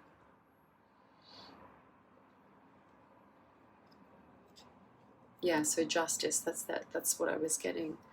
Otherwise, the other energy I usually get with this is someone's refusing to receive. But this is you accepting accordingly due to balance. So, yeah, because this is that connection to feeling earthly, balanced. So there's justice over any fears that you may have. There's also like justice over any negative implications that others have brought your way. There's things that are being balanced out. Okay, so 4 and 4 is like protection. And this is you sitting on your values and not shifting on your beliefs. Like basically, this is where I stand in terms of dealing with my fears. This is where I stand in terms of dealing with other people's negative energies and burdens when they throw at you. You. This is that energy. Queen of Cups. Nice. So in flow. in flow with your environment. This is that intuitive energy, that nurturing quality, that natural ability just to tune in. It's kind of like a maternal instinct, except with your whole entire environment. Instead of it being maternal to your child, it's being maternal to your environment. The Page of Wands. So this is a great balancing act, but this is a gesture of joy. Also too, I can do this easily and I can balance above my head. But what this is that be sure that I feel like someone's frame's very strong and trained. We've got two cats on the top there being balanced on the walkway, on the deck. So Page of Wands. There's a new idea and it's being presented in a way that's in care and in flow. So the Three of Wands in reverse is not expecting anything to arrive. So this is like, you know, the doubt of, it's like, okay, the ship's coming empty, right? This is like having doubt about, someone having doubt about this. But what comes out of it is absolute success. Things have come to light. So we've got success and success twice here. And this brings a transformation, so a change. I've got like a, I seen that as an animal tusk, like a elephant trunk. Not a trunk, their tusk.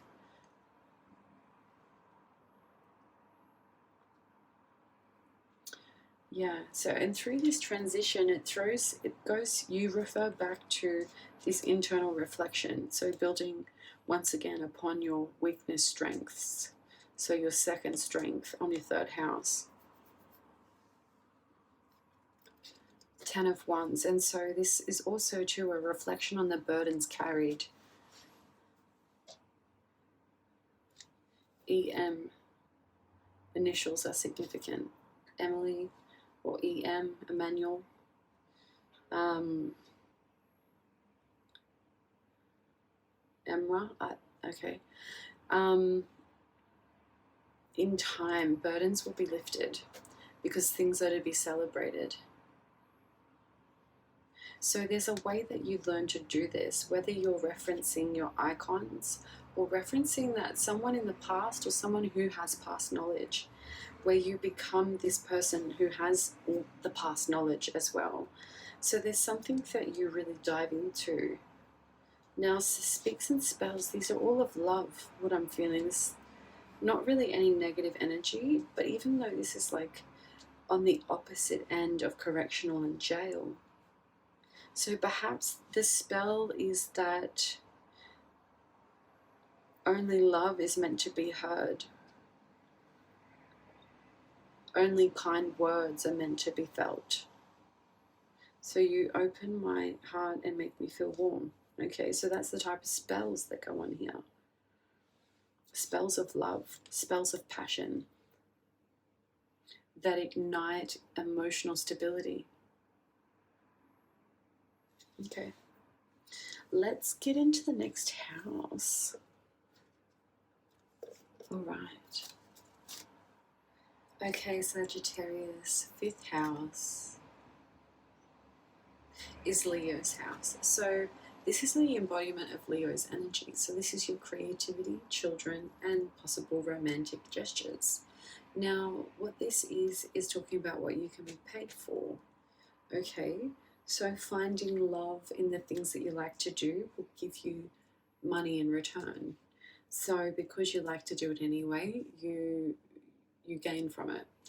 Now, what this is talking about, because we've got legal here, this is ties to law and what's allowed and disallowed. So it's talking about being conformity, to follow the rules. And now what we've got here is Indigenous. So this is like to belong to a place in a natural state or occurrence, and like belonging to the first existence, speaking about before time. So this is that energy. And we've also got safety inspection. So this is being protected and kept away from danger. and looking and carefully watching, and do these meet expectations? So there's something here where your heart opens up. Okay, so 5th house. Alright, what you can be paid for, Sagittarius.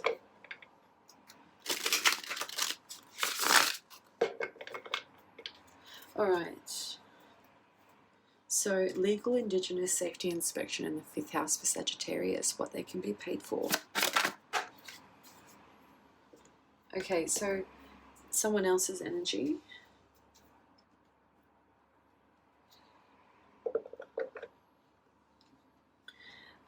We've got picture frame. So sitting around picture frame, you and them have history. So what's really interesting here is that someone else's energy is new and it's becoming balanced. And what I feel like they're realizing is that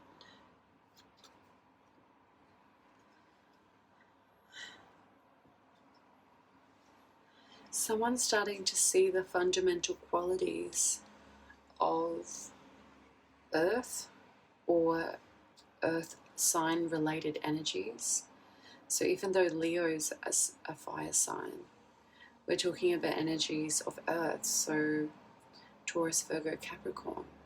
And these are what we're talking about, the growth of that. So this feels like, I feel like what's being expressed here is through karmic form. So things that have taken place on Earth boundaries, is that the transformation across time through transition has been expressed.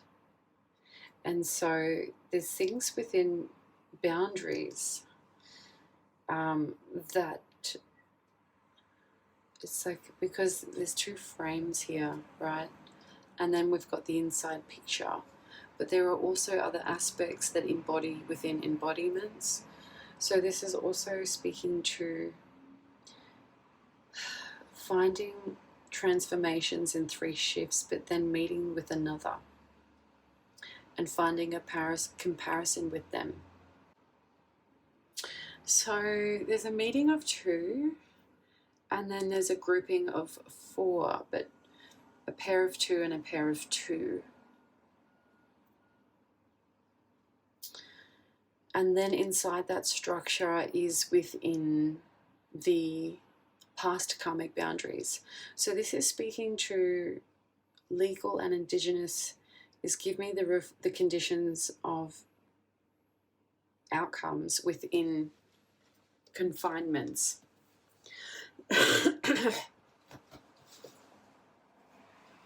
Okay. So this is a creative venture, but there's also like a karmic one. Interesting.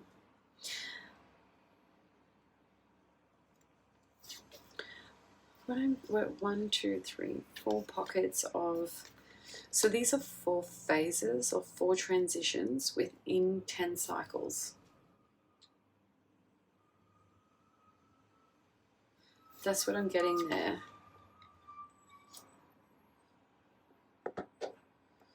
Okay.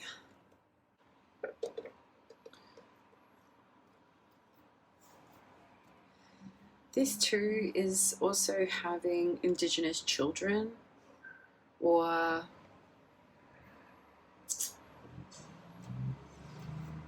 having children who pursue the law.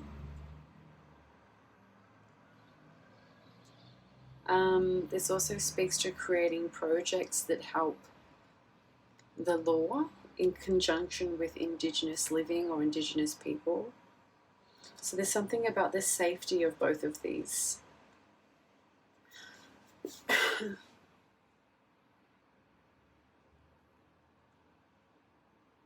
So there's been a lot of connections being brought together, and there's been a repetition of time, which also gives me like a vibrancy of clapping.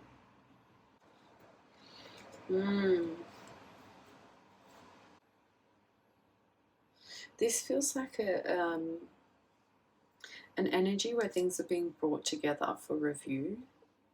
Because if these were to be like strokes of stories or strokes of knowledge, people being applied to each equation, these are all angles of reference for review.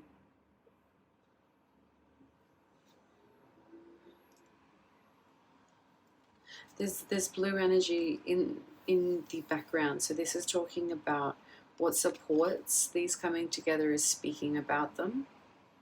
And the white means that they're looking for truth and clarity, in essence, looking for factual information.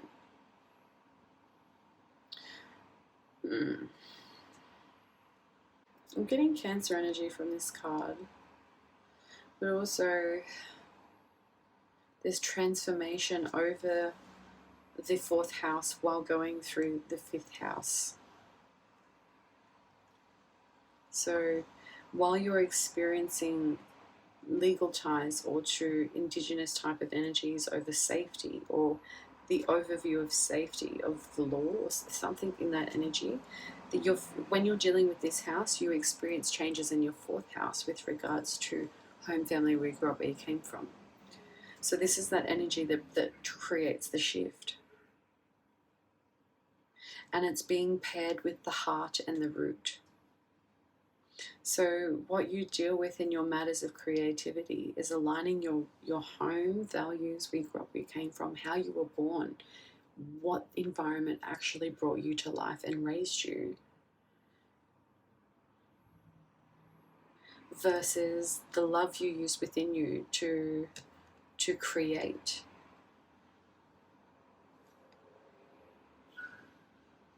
Because when you work in your creation of love mode, then money comes anyways.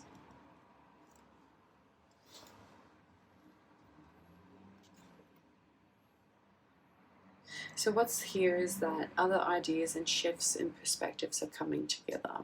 They're all being aligned for review. And these are all different perspectives from the home and family where they grew up, where they came from.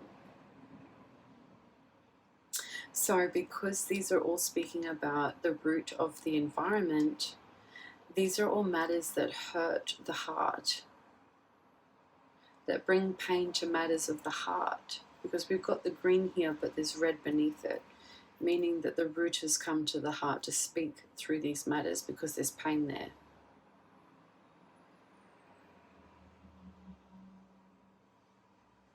These are also an alignment of other groups coming together that wouldn't usually cross boundaries.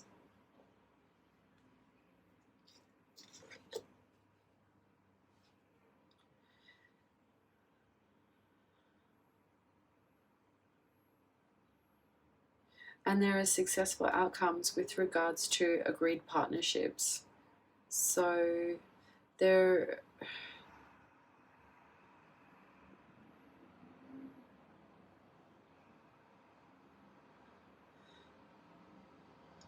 this is to align masculine energies.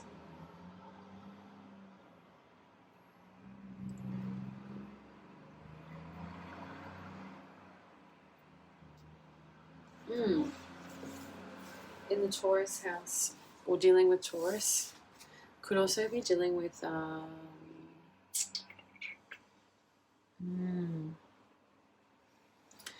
that's, yeah, okay. Taurus and Virgo energy.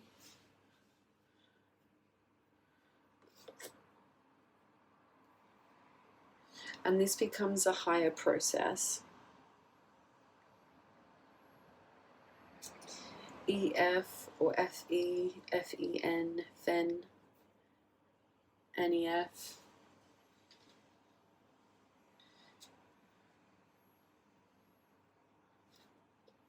The other initials we have here, yeah, FE or FE.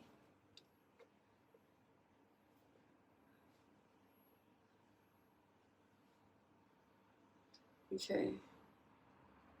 But this is like, I feel like this is giving me the Tower energy here, where you're waiting for a realization to occur.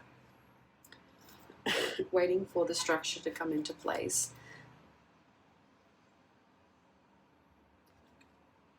Because something wasn't providing what it should have.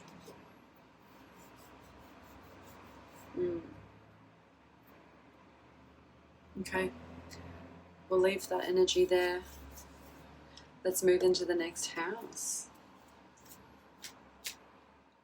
Okay, Sagittarius, we do have some rain outside, so there is some cleansing energy happening right now.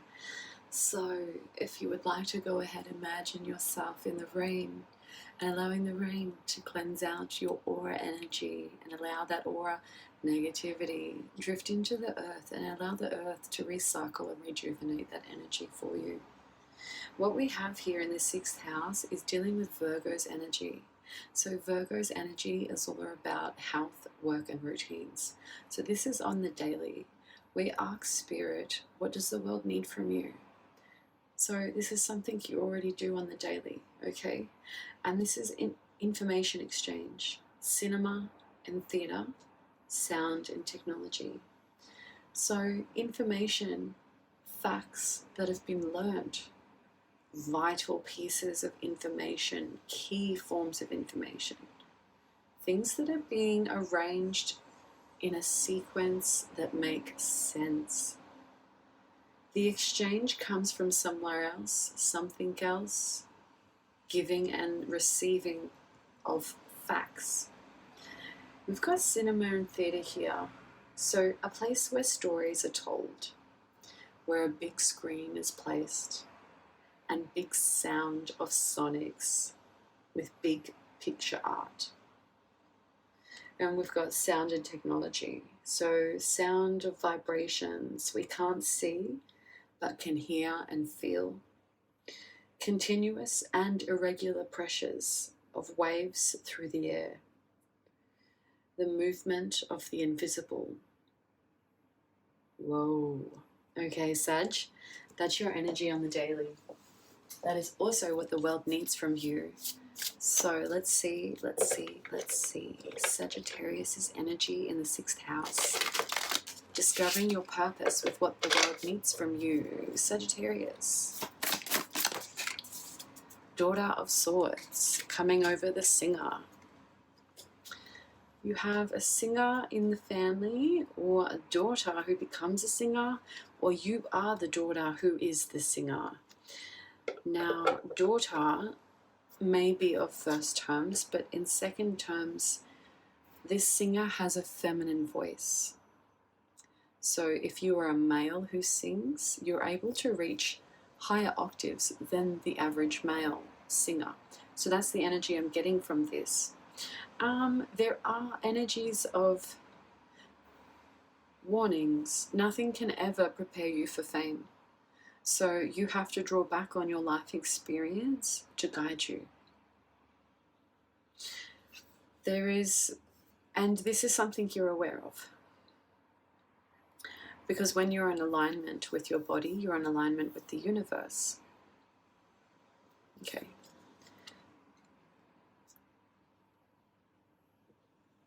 Alright, underlying energy. We've got rainbows. So visions, transformations over conversations. Information and facts being gathered and brought together and then restaggered. What's happening here is things are coming to light because it's raining right now. And with rain and light brings rainbows. But we also need shadows, shelter, shade, and light and rain to see the full spectrum. Son of Wands in reverse. This gives me this energy of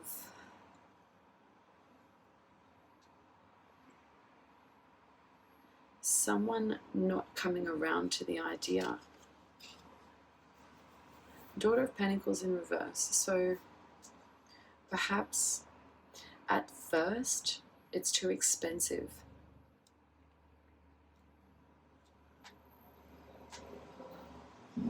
Requires too much money. We've got a Father of Swords here in reverse. speaking to, you know, why don't you use your intellect and power? Why don't you push that forward? You see the rainbows and rains. You're able to bring the elements together. Why don't you speak to that? Speak to that pain and that heartache that you experienced through once were romantic situations. These ones helped you shift and change. So speak to that pain. What we have here is maneuvering emotions in the time of night. This is also true while the curtains are drawn, awaiting for the first appearance of light. The first image is a moon. It beholds secrets, information, and facts. And what we have here is a perspective that is to be perceived. So it's through the mind of curiosity, through the eyes of mystery, facts and information will be revealed. And so this is using that energy, something to singing, to cinematic, theatrics, sound, and using technology to bring those out. Because what this is here, whoever is avoiding this is avoiding their opportunity to heal. So this could be dealing with a mystery of one's own. So there's this energy of waiting for the truth, waiting for something to surface. There's also this inner clock of I'm waiting for the right time.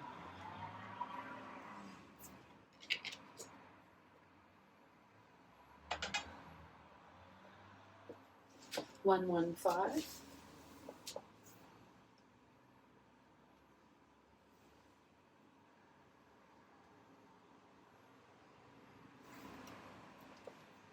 Mother of Wands. So there's this nurturing energy that comes around 3. It's got 3 eggs here, waiting for them to hatch, waiting for them to grow, waiting for them to transform into the little snakelings that they are. And these snakelings will grow. And what happens, they will shed their skin, transform, and perhaps have their own kin. So this Mother of Wands is conforming this energy, but also there's one stick that aligns the 3 of them together. And this is something that binds the physical. And this is a quality of strength through the 3rd eye. Now what happens here, so through strength, there is something that is brought to your attention where you see the remnants of the physical form, the remainders of where life was, where existence had to be. So this is looking for information and facts on when something lived, when it was existing. So 3rd eye energy is having the spiritual strength to overlook the energies of death, the energies of transformation, and to have a strong ability and knowing on the other side to deal with physical transformations. So it's the inner knowing who has the strength to deal with inner transformations.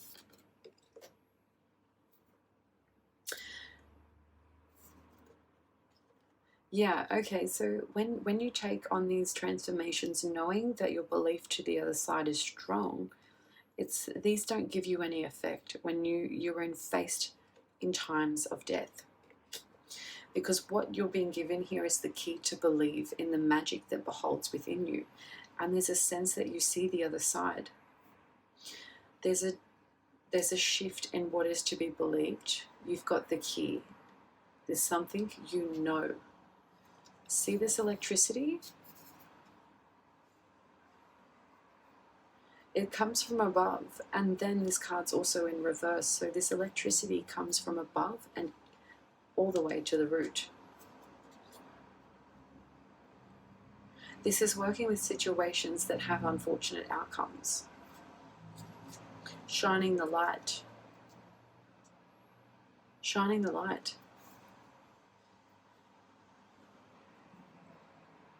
This is also true, emptying the cups that cause delusions.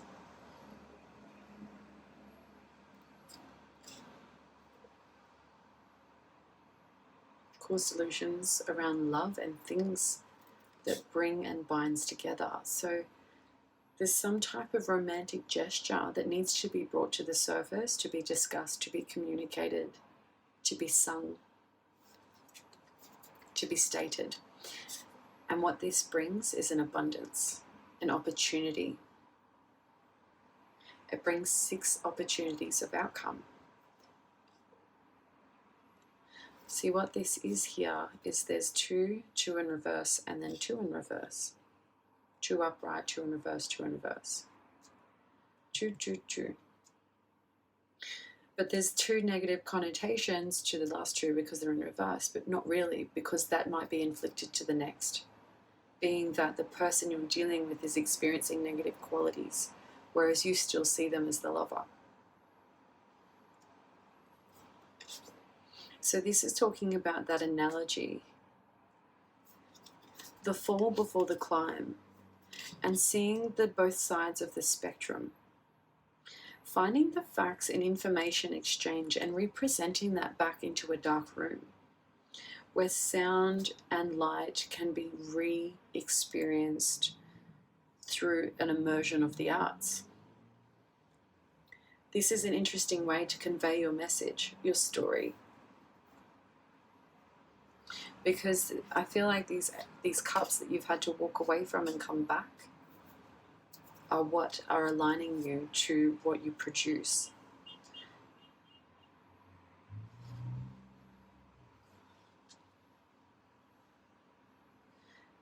I love that you've got full spectrum of light coming through, especially in places of darkness. This is also a 3D cinematic energy, so like that's also like the curved screens. But this is also seeing extra reflective energies.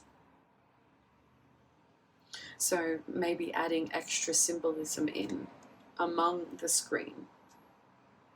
There's something here that's being balanced out and it feels safe to speak about because it feels known in the fundamental form because it's in earth on value.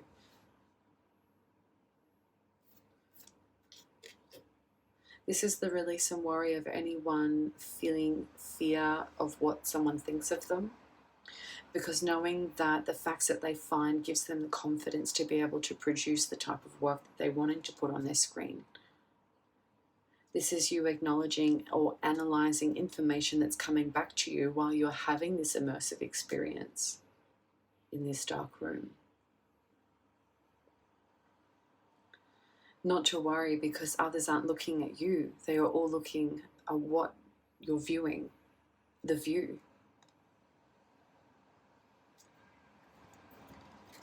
So they're looking at the magic or the appearance of magic. And it's happening quickly. There's a face here on this cheetah's chest. But also the language speaks of negative and positive inquest. Speaks to the future, but also dominating successful outcomes because it finds balance in both gestures of language. Now this is fundamental. And then this is the ability to now not have to walk away anymore from those energies that you can no longer put into. This is the resurrection of that because in the next house, this is you starting to direct things in accordance with how you see them.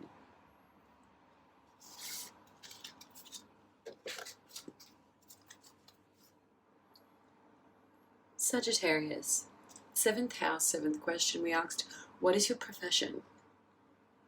The 7th house governs Libra's energy. And we have partnerships and relationships, a harmony between you and others, and a harmony between yourself. So we've got architects, landscape, director, and boat. So let's just review this energy a little bit. We've got designs of buildings, places of foundations. Oversees the construction of either hardware, software, or applications. A ground or area that has a view and scenery, and oversees the managers, supervisors, or actors that staff produce in the studio. Travels across water to move afloat, to lure through emotions as a guide. Someone removing something without permission and without intention of returning. So the 7th house, that's the energy. Let's see what the tarot is all about.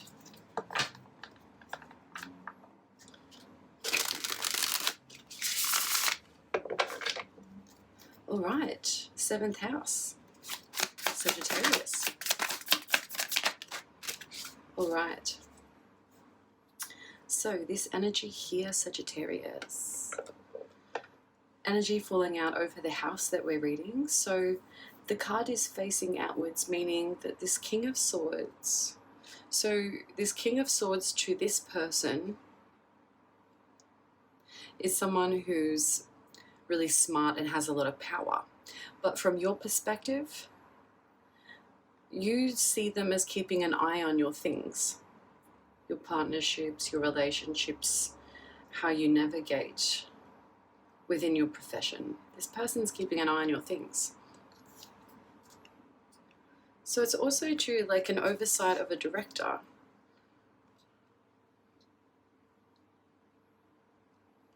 Someone's keeping an eye on that. Okay, so whether this is you keeping an eye on your things or reviewing stuff otherwise, but we've got here you studying again the Page of Swords. Knowledge is power. Knowledge is power. Page of Swords, you're studying, studious, student, seeker of knowledge, the lover of learning, the search for epiphanies. This is walking a tightrope here, but seeming to balance effortlessly. What's happening is instead of you or someone else waiting for the ships to come in, it's like I feel like you've jumped right into action. You haven't wasted any time. You're not going to waste any time when it comes to you and your knowledge, Sagittarius. There's a landscape here that's being overseen by others, one other or others. So we do have that stolen energy over there between the 7th and 8th house. So we'll get into that. So Ace of Swords, this is clarity, this is truth. This is information coming in. Through the mind, it's an idea, a thought, or a sequence of thoughts that make sense in events. It's an understanding of what had taken place, and this is seeing that very clearly within the mind.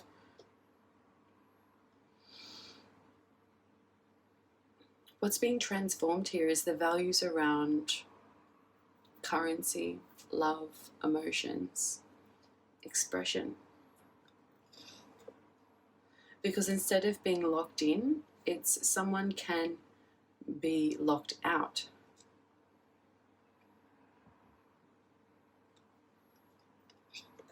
So the love is here in reverse. So this is a situation within partnerships and relationships that you deal with that you're on guard because you're wondering who this person is. Are they actually scheming my things, or are they a love opportunity?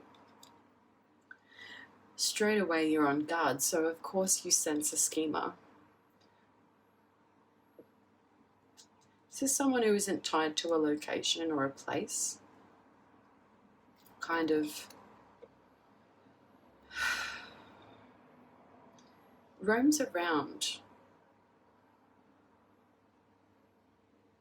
But this is also someone who doesn't give a penny from their purse. So this is that energy and boat. So this is being carried across emotions.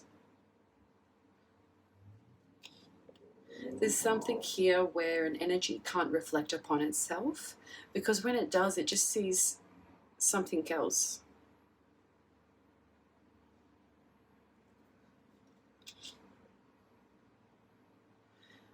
What's happening here is someone striving for success.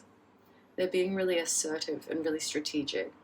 They've been training, and they've also been, I feel like they've got extensions or points to the feet where they can gravitate upon friction of their step.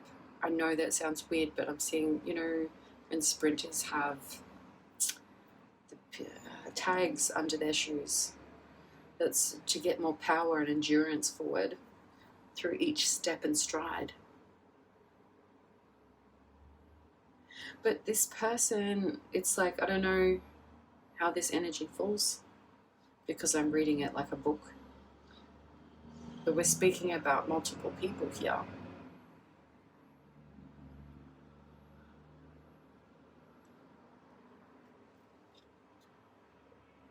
So there's a person who you become on guard with. And this is someone you meet through partners or relationships, close ties. This person doesn't give a penny for thought or a penny from their purse, meaning that they can't even reflect on their own self. And this is also true, like striving for success. But what's happening is a transformation and a change. So 1 and 3 is significant, initiating mind, body, and spirit, mind, body, and soul. This is having that awakening that the universe is also a reflection of within, without within. And a failure to understand that won't take you to successful paths, because without and within is the same thing. So this mirror quality, I don't know who you deal with, but this is someone who tries to mirror you, but in some way you see their true reflection, because it keeps you're on guard straight away. And this happens, you meet this person when your mind becomes aligned, when you start figuring things out, reviewing what you choose to value. So this is you stepping out, being on guard, but being okay with some level of vulnerability, which also opens up. Now, because you're also on guard, you're attracting someone who's has no guards. So interesting enough, this person isn't connected to a place, and they don't share or reflect. And there's a strive for success, but where success must take place is through transformation and change. And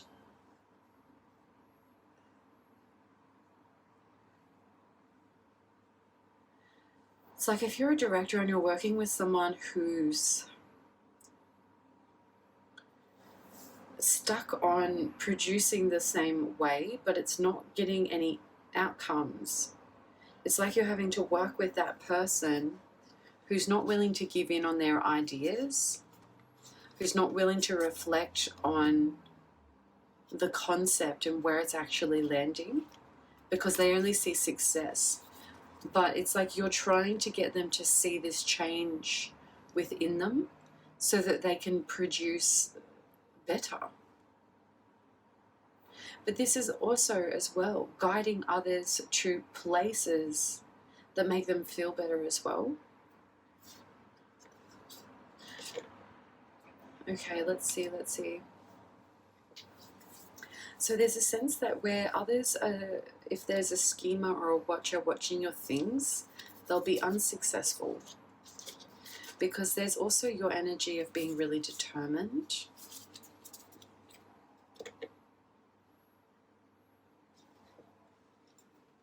This person also too thinks that you don't have the intellectual capability to think that they would do that to you. But I feel like you were aware straight away. with you being on guard and the Lovers in reverse. So it's like you're aware. So coming back into with one, instead of being confused by chaos, you're coming in to make a decision. And that's solely based on within you. So there's something here that you're reflecting, and there's this, the boats kept coming up with the Two of Pentacles in underlying energies of the other houses. So this is you finding time to make decisions, finding the wisdom within, and seeking and reflecting on past, but finding the balance in the present. And what happens is you're initiating a fundamental connection to timing, or the essence of timing here, because this card has both the moon and the sun. So it's in cycle. There are angelic fields around your fame qualities and your success. And I feel like this other person who's a prior, who watches, wants those qualities as well. But the thing is, this person has to do the work. They have to understand the value of give and take, to understand the flow of currency. So there's celebration here. This is tight, like I'm getting Christmas time energy here. So between September and December is when this becomes aware to you. There's also too someone else who's being released. It's like someone has to speak their piece about the pain. So this Ace of Pentacles comes in again, and a new opportunity to create. So Sagittarius, so far this reading feels like deep reflection on knowledge, on your experience, and you working out a way to implement this into your purpose. Why have I learned these things? Why do I keep being pointed to pain? Because it needs to be spoken about. There's a new opportunity where pain has become dormant. It's about speaking about that in terms of love. Because pain can't stay inside the body. It has to be released. And it can be produced in a form that's valuable to others, that can also release this pain that they've been holding on for too long. So there's something here about directing others who can't see the way forward, who perhaps, so to speak, you place them on this boat and take them from A to B with their emotions. It could be, I just heard the Spirit say, the pinnacle of the pinnacle.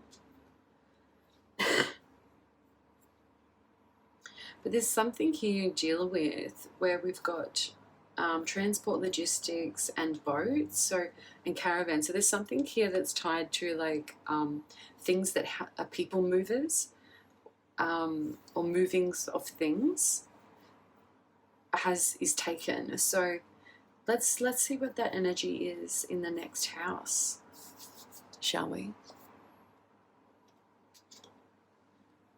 Sagittarius, the 8th house of Scorpio, of transformation and change. That house, we asked the question of, what is your mission?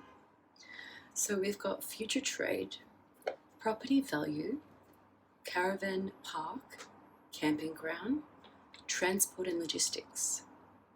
Noting we've got stolen, taken, and never returned. Now this energy here in the 8th house of Scorpio, discovering your mission, is talking about future, meaning is to time regarded as something to come. Now this is expected. And we talk about buying and selling goods for services and manual skills for special training and commercial transaction. So the caravan is a car for living in, especially during times of travel and in holidays. There's a togetherness. Spirit was showing me deserts and beaches and mountains. We've got park, so a public garden set aside for plant growth and recreation. A designated area for people to rest during travel and transport in transition. Property and value is the price a buyer will pay because of its size, its location, and its amenities. Now, there's something about the transition or moving these things around is significant. Okay. Whoa, sorry about that.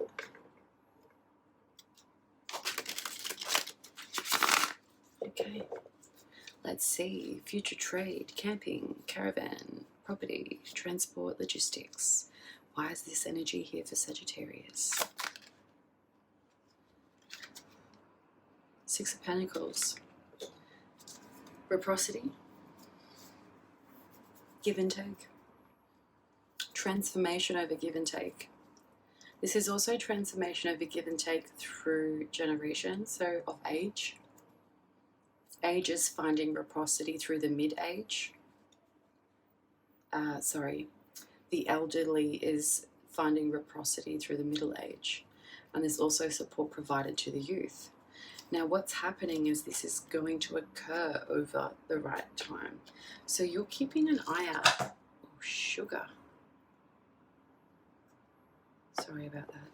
You're keeping an eye out.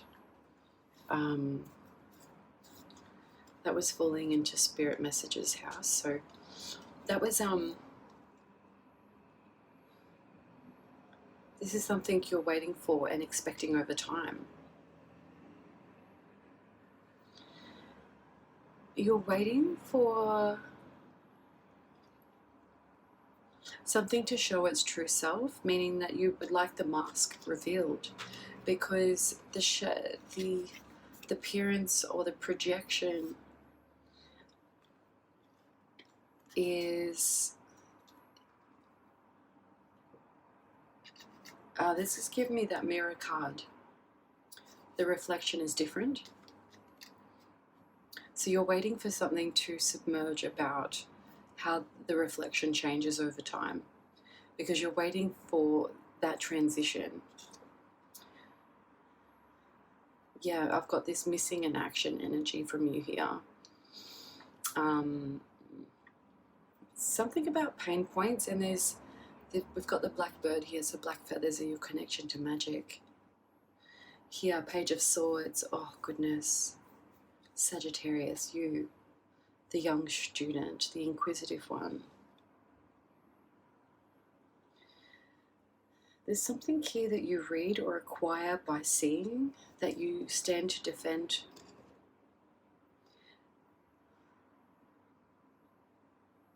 There's something about, there's a dual defense here. Who's doing the attacking though? Because only the hands-on ones are present to the attack, to the people attacking. Now, yellow and white is getting clarity over the facts.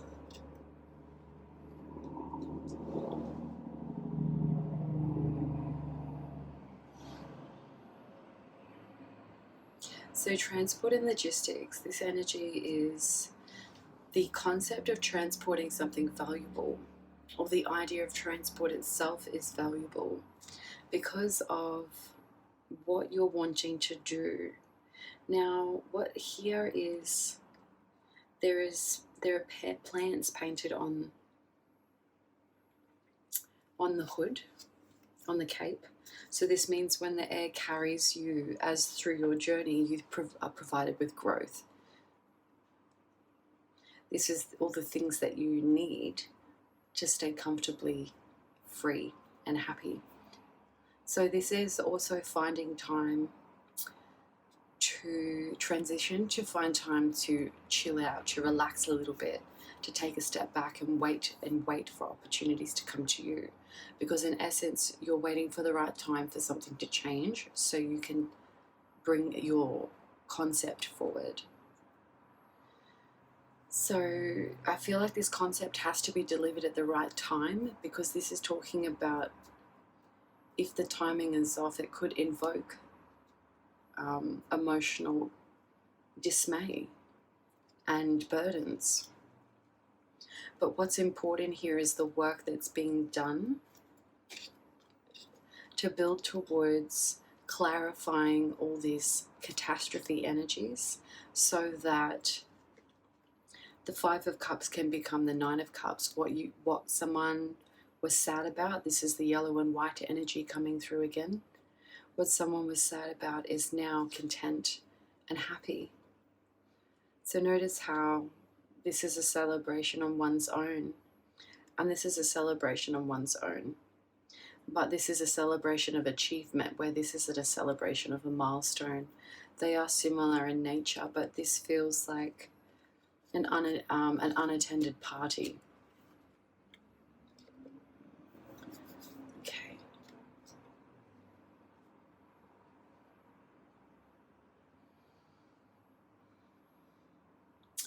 Sagittarius, I just had the feeling that I needed to apologize to you on behalf of others who may have left you feeling sad and alone in times of celebration when you should have been cherished.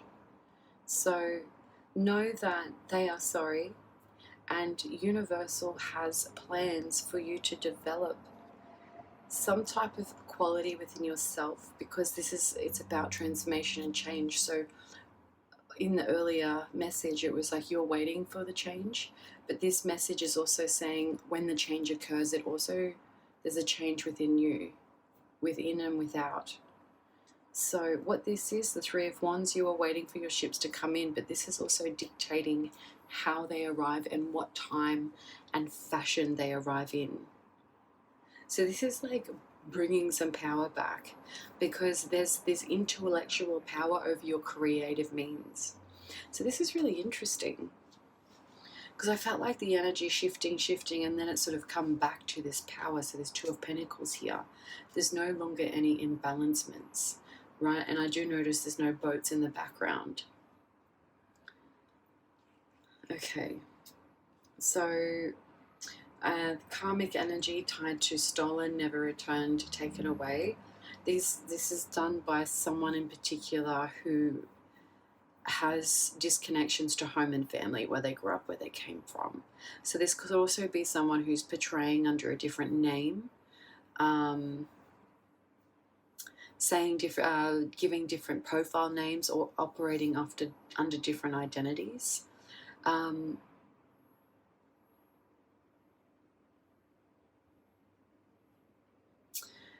This black feather that falls is to do with magic. Now, this is giving me the tie to the person who signed the dotted line for hexes and curses. So I don't think this was any doing of your own, Sagittarius. This is someone else sorting out to take what's yours, basically, and what's not for them isn't for them to have. So where they create destruction and havoc in your life, know that they have to learn that lesson much harder than they brought that energy over you.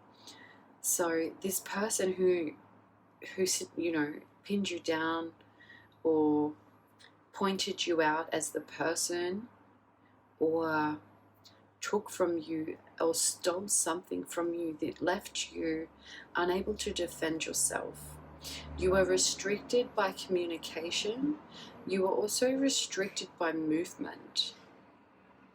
So there's this energy here of getting clarity, because this is underlying energy through someone else's dictation of you, of yours. This brings me into the 10th house energy, which is you being alarmed. So I will, not alarmed to worry, but you being aware of exactly what this energy. So it comes about in the 8th house. You discover it in the 10th house. Now, what we have here is behind the Ten of Swords is someone who is quite the self-master. They've mastered themselves and they have mastered their environment. They've mastered their equipment as well, and there's someone who comes across as very calm, very loving, very nurturing, very caring. But this is also, this energy is, I'm not giving in, I'm not giving up. Spirits here peering out the window, so they're looking for fresh air. So it's kind of like someone needs to breathe this stagnancy out. So this is also like cleansing grounds.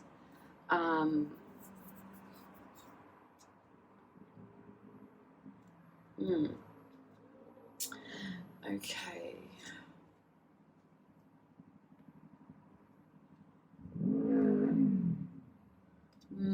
Okay, so hi Peter Pan. We've got like a unity of people, a congregation of people coming together to plan, to plot. This is like planning for a future outcome to take place. So what is the planning here is that the idea is the planning is like someone is unaware of the planning, because it's like, okay, this is the restriction here. You're unable to move. There's a restriction around the ankle or around the leg, unable to move, but also around the hands. So this talks about like maybe you didn't have a car at the time, or maybe you didn't have access to your phone to call, use your hands to do something. So this is you being restricted in some way, but also unaware. Okay, so 1 and 2, this is bringing balance to masculine and feminine energies. We've got purple flowers again are significant. Now what's important here is that a decision had to be made regardless. It's like a decision has to be made, and it feels like it has to be done with someone's eyes closed, and that's okay, because aside of not being able to move your hands or feet, so to speak, it means that, aside of not being able to get in your car and drive, that means that you made a decision to not worry, that to wait and to expect the next outcome. So it didn't dictate your ability to respond to the situation. Now, this is you being okay, because in the 3rd house, you're able to communicate within your mind nicely, but others don't see that you're able to do that. And this is that instance where others have restricted you, but you're still able to go within and decide and make a decision. When you decide and make a decision, this also means having to sort through illusions and confusions. Things that once were are not. And this just means that you needing to use your intuition through your emotions, how you feel, to guide your way to. Okay, so here's the steel armor again, the steel boots. No one knows how heavy that armor is, right? So this is you knowing the mental,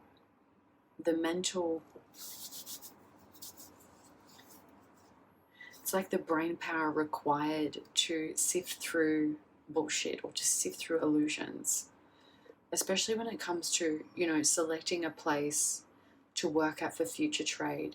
Or this is talking about buying a property that is worth its value, being able to sift through all of its defects before putting the money down or before putting a plan down to move your things in. This is talking about finding the right cup of love to work through transformation, to work through transition. So this is like talking about that reciprocity energy, through generations and how one supports the other. So the Emperor and the Queen of Swords are combined. So this is a boss, a leader, someone who knows the way forward, someone who speaks very clearly. And this is why the Queen of Swords is here, because the Queen of Swords is intellectual as well. she's also clear and direct. So it's like for like in terms of external energy on the surface, right? But what's not known is that on the inside, someone feels very restricted through some type of reciprocity. So it's like this Six of Pentacles and Six of Wands. We're coming to the end of this 6 and 6 again. So it's like the energy here for me, 6 and 6 means that do you love or do you fear? Do you fear to love or love to fear? Meaning that who operates in partnership for change of fear? Who operates in partnership for change of love? And this is what's unknown.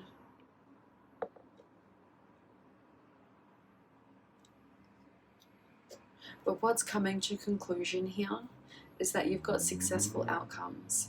So this is like with something being stolen or something being defected and you prying it out, you being able to work through it, because it's like finding a way to, there's this knowledge that you have, Sagittarius, that kind of people aren't able to sway you even though they try, even though you move mountains, carry bigger burdens, but you still push through and you get good outcomes. These are good karmic outcomes because you received bad karma, not of your fault. You get good karmic outcomes. So the world, this is, being able to travel wherever you want, whenever you want. This is being able to take time off the work that you love to do just because. And this is also true, having the ability to connect into your spiritual talents. So this energy is really nice and really beautiful and really confident and is really sure that they can balance the negative and positive qualities of oneself. Okay, so this is talking about intergenerational. This is father-son, intergenerational manipulation. So this could be dealing with some type of situation that comes down. So this could be dealing with your partner's father and son situation. But there's a situation that comes to surface that there's a realization here, oh, okay, I need to do something about this. I just seen someone rescuing someone. So there's a situation there where someone and something saved through some type of chaos. That's the energy I'm getting. Yeah. So it's like regardless, you can continue to take your leaps of faith where you feel confident, Sagittarius. And when the time comes, your divine timing and the universal divine timing will align. So this is you waiting for those opportunities.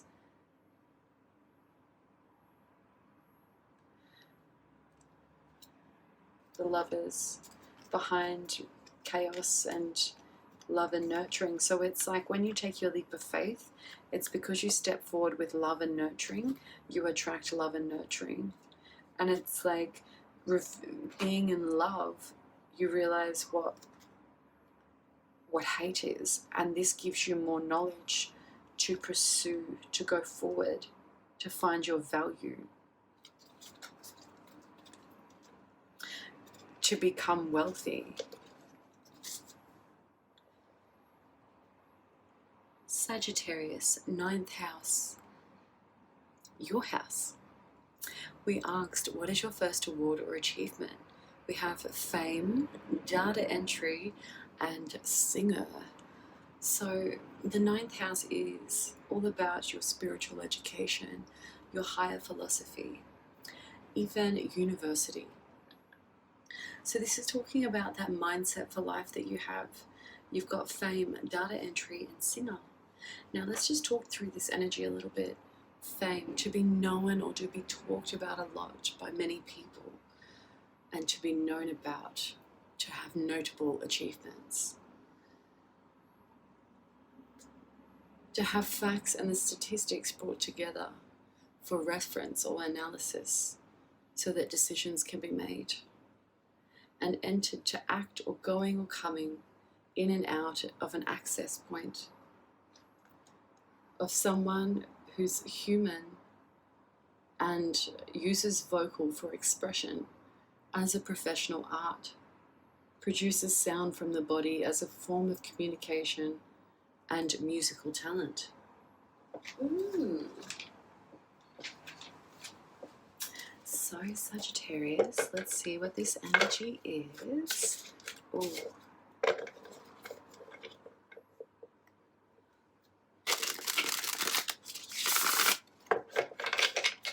Okay. Let's talk through this energy, Spirit. Why is this here for Sagittarius? Fame, data entry, and singer. 8 of Pentacles. All right. It's because of the way you've mastered yourself, Sagittarius.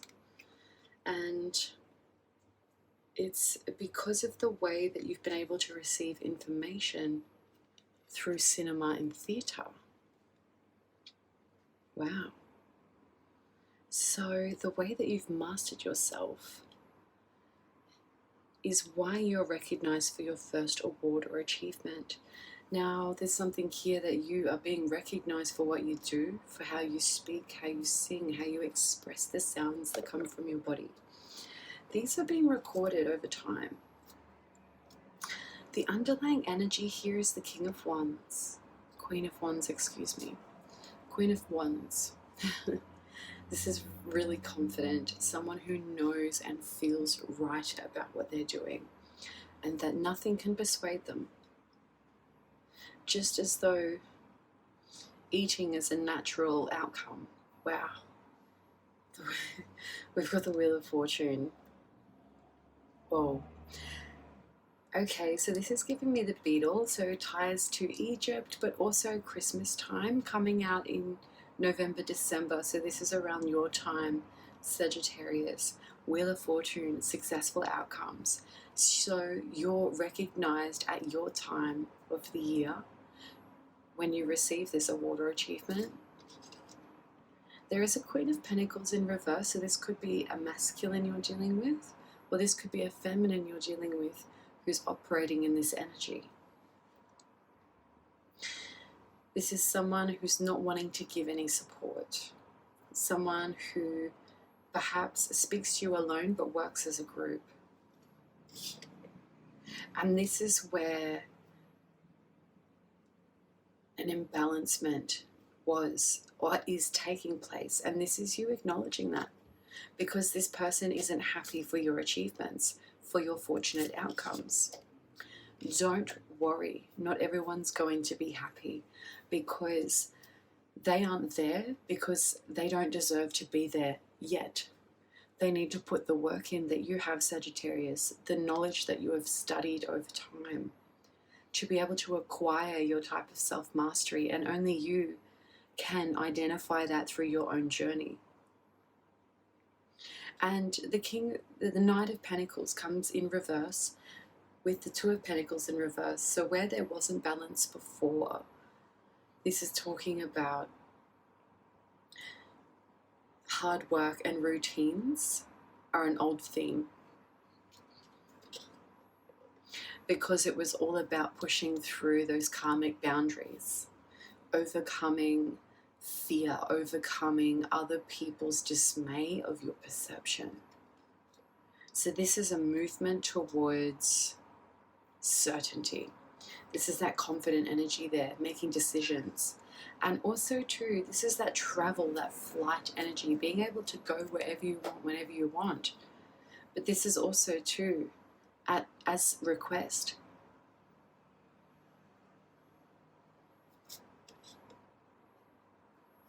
So even though there's movement and there's excitement around your movement in the whole energy in general,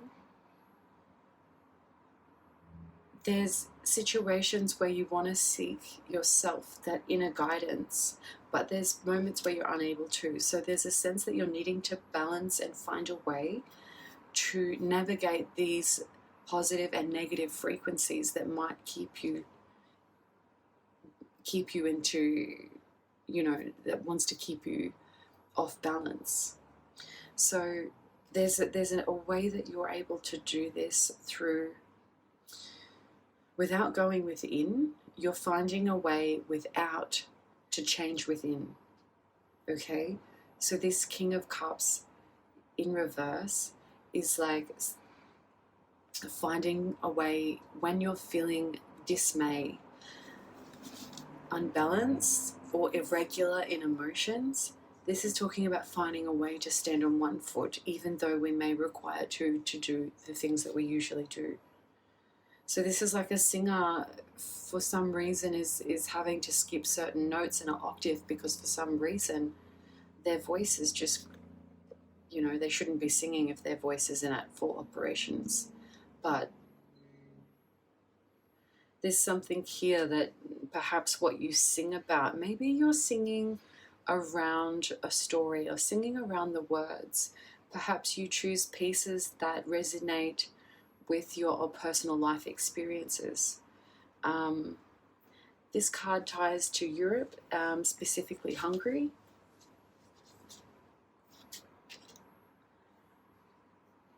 And there's something that's looming with time unknown. So this, okay, so this is giving me, even though it's Temperance in reverse, something's being withheld also with regards to timing, because it's tied into the 3rd and 4th house.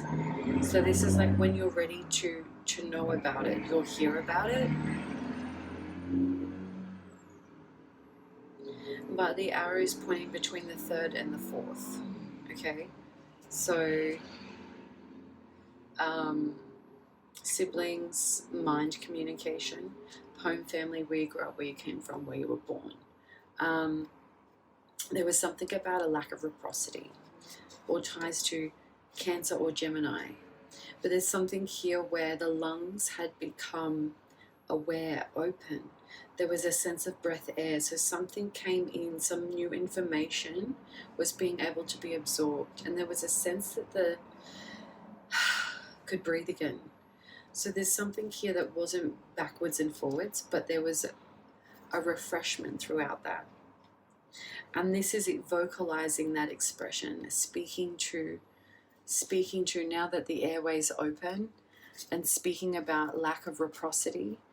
You know, these are perhaps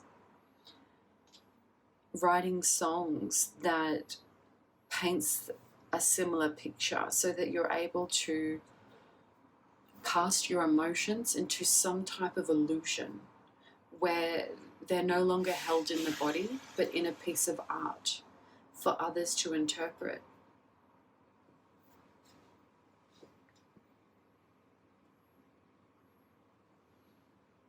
I'm going to leave that there. That's you leaving the stage, dropping the mic, heading off, and the crowd's in dismay, basically. Okay, Sagittarius, let's move into the next house. Beautiful energy. Sagittarius, 10th house is Capricorn, all about what's part of your life purpose.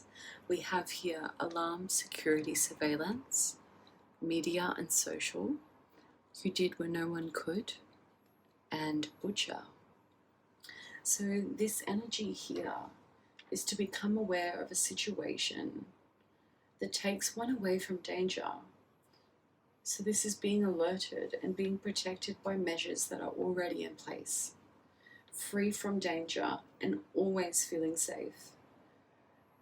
To closely see and to watch for criminal activity, a secret spy eye, just like the third eye awareness.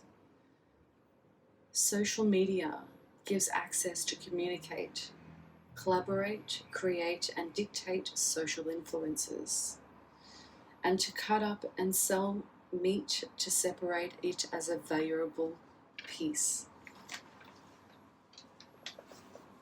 Okay, let's see what that's about. Okay, so we'll do a quick shuffle. I've been shuffling them. We'll do one on Set It. Okay. Sagittarius, 10th house. Why is this energy here for Sagittarius? Ooh, yes. Okay, so what we've got here is like the Lion King energy, Timon and Pumbaa, but this is like the first instance of meeting. But this is also giving me Taurus energy here with the in reverse. I'm like sort of seeing a different animal, but I know it's not that animal upright. So what it's perceived to be isn't what it is. Okay.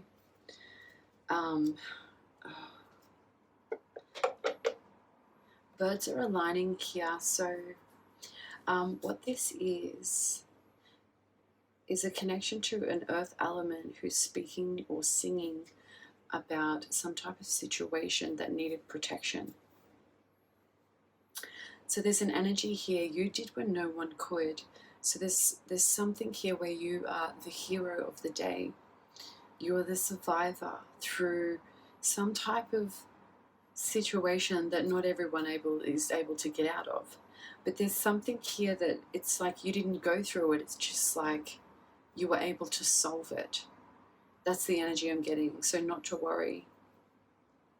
You're able to solve some type of energy because you've got this overlook, remember, in the first house of self-appearance, able to see and persuade crowds through security, observation of behavior, you know. So this is like interesting energy, talking about that coming to form, because there are three flowers or three energies coming into this energy source. And it's like they're flames of life or light. What's confusing is that I cannot see the light coming from this person is showing themselves. See, in this picture you cannot see where the light comes from on his tusk, but when I look in this sense, the light is actually here. So this means that this card is coming outside of itself, meaning it's reflecting my current environment. So therefore this person is choosing to show themselves. Now whether you see this with your naked eye or this is like a recording of a surveillance tape, but this is like you see something. Now let's see the underlying energy here. You see something else when no one else can see them, but someone chooses to show themselves. There's a connection to a past loved one, and this is matters of heart, matters of heart and home. Student of Earth, so this is a tie to Earth energy. So we've got Taurus, Virgo, Capricorn. They want to speak to or about water energy, being Cancer, Pisces, Scorpio. And I feel like the conversation represents fire energy, so I won't go through those signs because I've already said those. So this speaks about some type of this is falling over the legal space, speaking about you open my heart and make me feel warm. So there's something here that's being spoken to about perhaps emotions and transformation, because fire is transformative, such as water.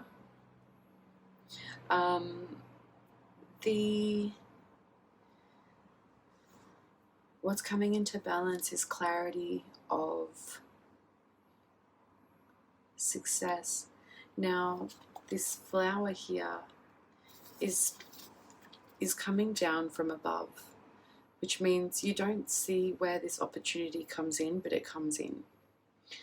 And regardless if it comes in positive or negative, it brings peace either way. Interesting enough.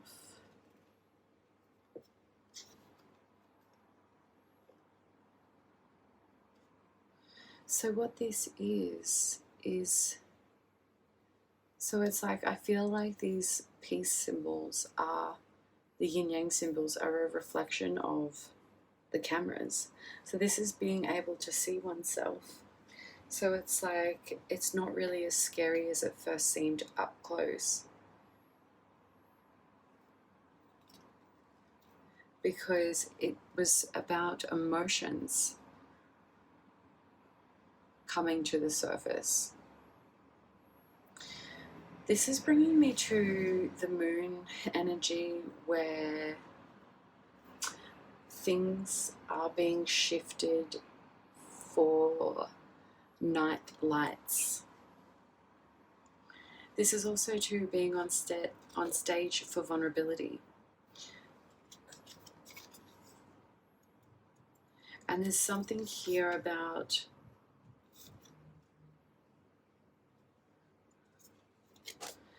okay, so this is someone else's energy. Could either be Scorpio or Libra. This is talking about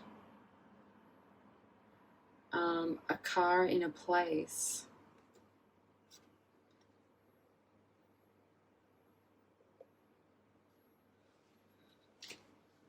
that also caused sadness.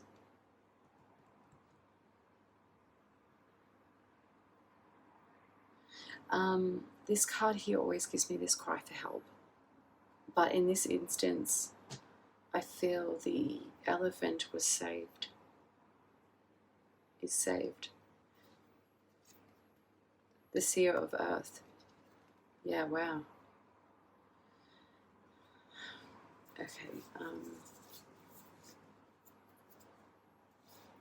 You did when no one could.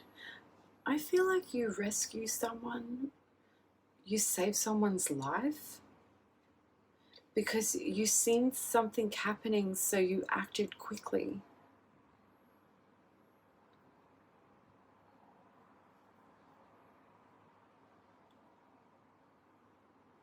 Interesting.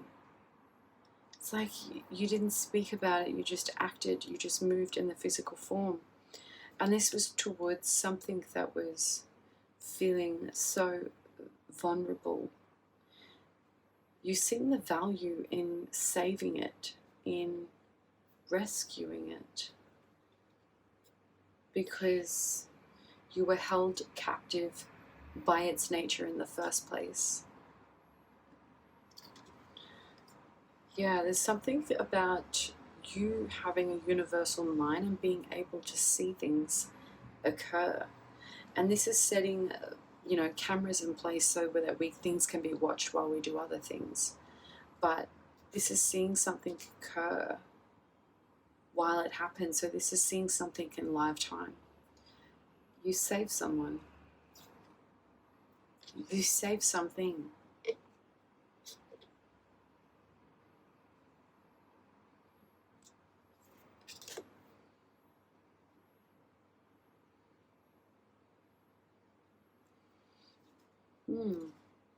Yeah, Taurus is also tied to this energy. Goats are significant. Okay. Interesting. You save someone or something. So you are a hero. Alright, Sag, let's move into the next house. Sagittarius, the 11th house, is all about Aquarius, embodying that energy. We asked what you do on your downtime. And this is talking about in your social life, friends and goals. We've got here composer, cafe, restaurant, research and development, education, garden and nursery. We've got this card tied to you and them have history. Okay, so let's see behind the energy. We've got someone who writes music as structures for life around the words and sound of a musical piece. We have places of tea and coffee, baked goods and sweets, snacks and beverages, meals, places to eat. We've got research, to study materials and sources, as the fact finder to answer any question, to develop new information and discover new outcomes, the progression of time in construct. Education is giving and receiving instructions to learn or to teach. And we're talking about a place that is grounded and attached to the house or the home, with flowers and gardens of trees and grass. Okay, so let's see.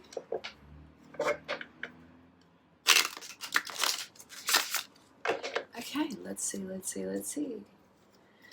What have we got here for Sagittarius? Composer, cafe, restaurant, research, development, education, garden, and nursery for your downtime.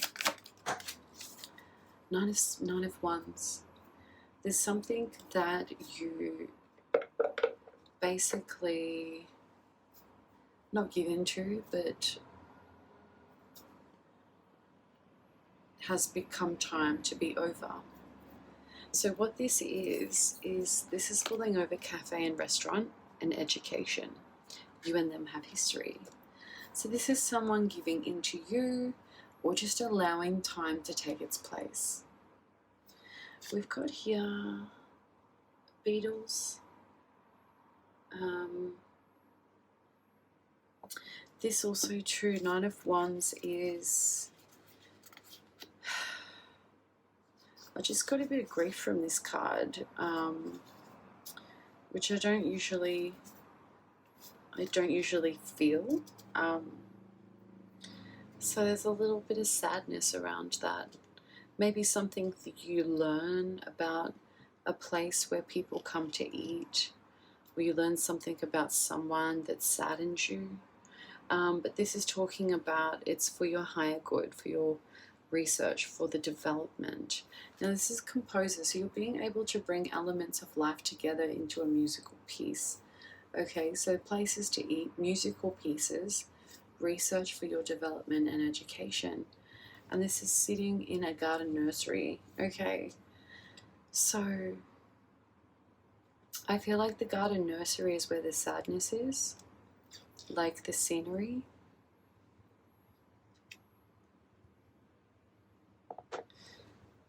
There's like, yeah, someone's... Okay, so information coming in. I feel like it's also a question that went out. Why? Why wasn't something successful? Why wasn't something discovered and succeeded? Why was that grief and sorrow there? Because there's an energy relating around to feminine and emotions. Especially being detached around the Knight of Pentacles. So this is being detached from someone who has a hard working routine. And someone who works this hard doesn't really have much time to take the leap of faith. So this King of Wands in reverse means that it's like without the time and place to take the leap of faith, you're unable to relax to see the vision ahead as a leader for your business, as a director. So as a manager, you've got really high type of roles placed out in this reading, but the many facets of you spread across the houses. Ooh, this is coming in really happy, but like, because you found something that brings you joy, you found something that's really pretty, really beautiful. It's beautiful in essence, and it's something you've discovered on your travels, on your journeys. And I feel like you've brought a souvenir, or there's something you bring back. Could be a picture, it's something that is of essence for memory of the journey. And the Page of Wands.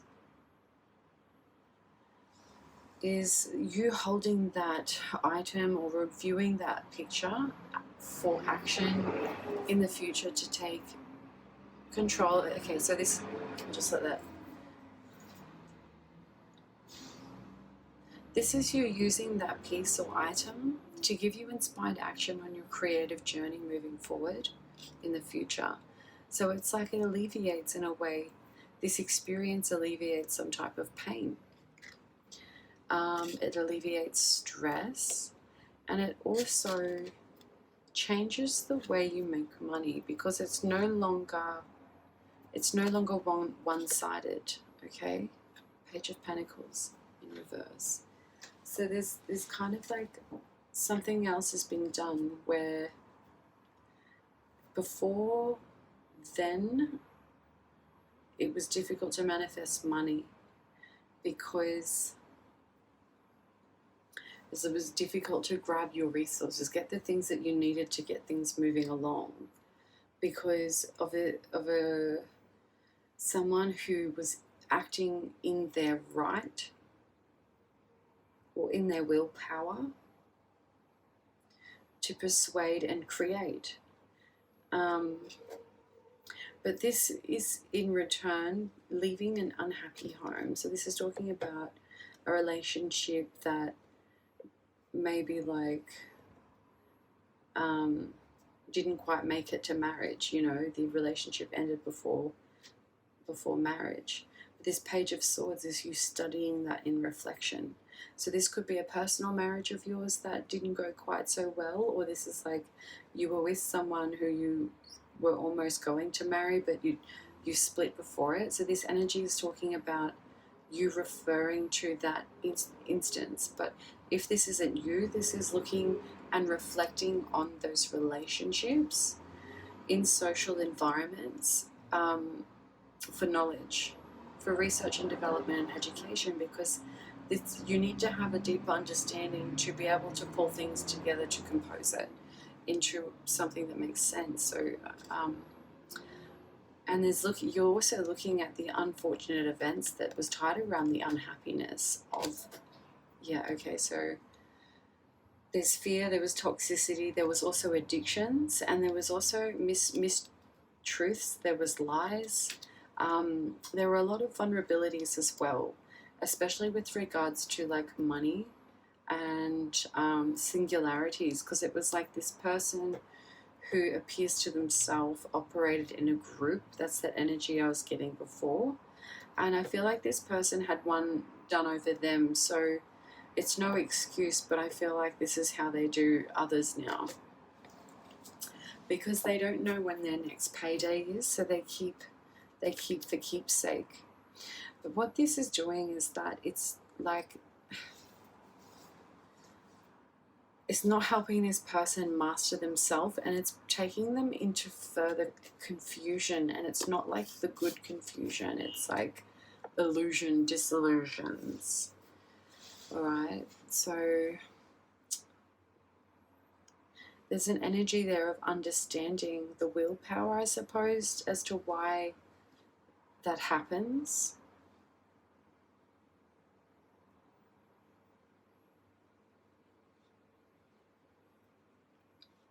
Because this is not being able to take action where someone can't see something due to naivety. There's no emotional attachment there, so there's no understanding or no need to understand, but where that should be understood, because there's a lot of wisdom here. And there's the Ace of Wands. Okay, so we're going to jump into the next house.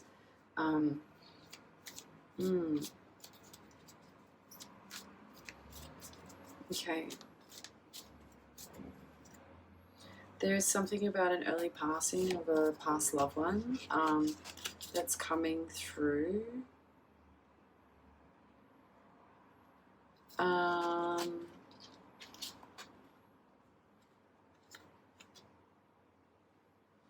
King of Cups to a Nine of Pentacles. Okay. I just need to take a break quickly and we'll transition to the next house. I'm going to allow that energy to linger and pick up the communication through spirit messages. Okay. Okay, Sagittarius, let's read for the 12th house. The 12th house is Pisces, and this energy is all about karma, secrets, and hidden enemies. And we ask Spirit, what are the messages revealed from Spirit? So the energy we have here is shop, fit out, social worker, new, and picture frame. You and them have history, and March is specifically tied to this energy. What we have here is a production for introduction, a discovery not known before, an impression of a recollection of events expressed by the viewer, and a rigid force around a picture, like a window with a pane, a TV with a screen, and a book with shelter. A location to buy, a sensation, and a husband and wife shopping for life. Getting the necessary equipment to do your job, it's an upgrade. A job to help others with disadvantage, so set boundaries, revamp your personal qualities, and live how you're supposed to. So I am going to pull one angel card because I felt angelic energy at the start of the reading. And we do have our past loved one energy lingering as well. So I will pull one angel tarot and then we'll get into the other tarot. So shop, fit out, social worker, new, picture frame. Thank you. Take it away, Spirit.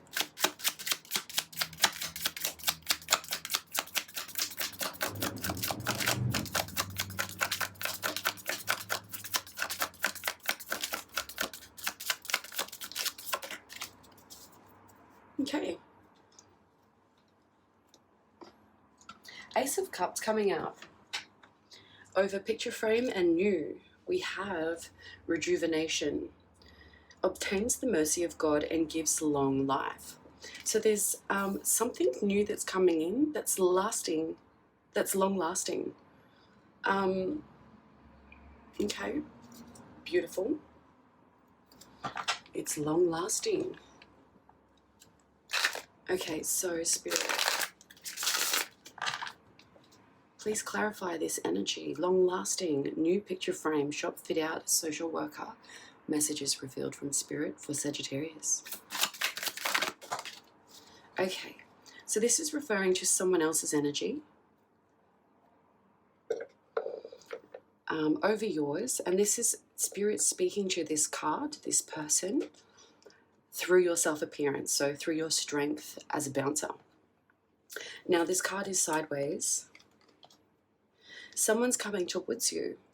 The Spirit's indicating this person is looking for new opportunities. Okay. They're looking for new opportunities. Let's read the underlying energy. This person's really wise, or they are seeking someone who is wise, such as you, Sagittarius, someone who's been a student for life, who has implemented all of their knowledge throughout what they do. This person seeks you.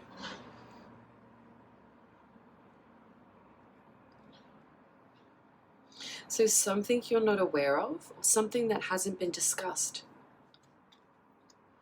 especially with regards to matters that should be celebrated around change and transition of how money should be earned.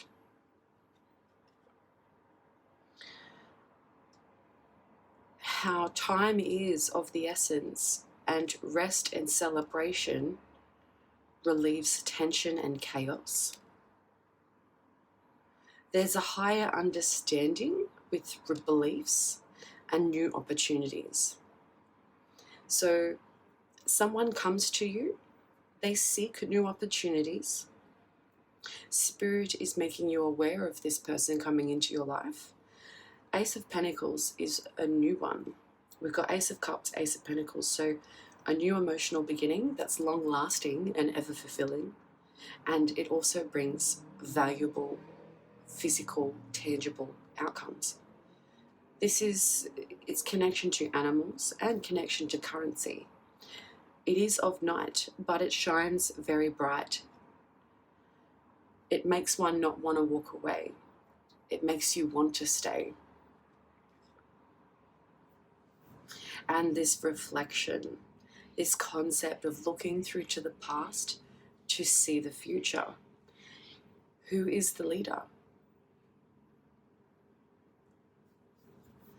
So this person seeks someone who can carry something forward.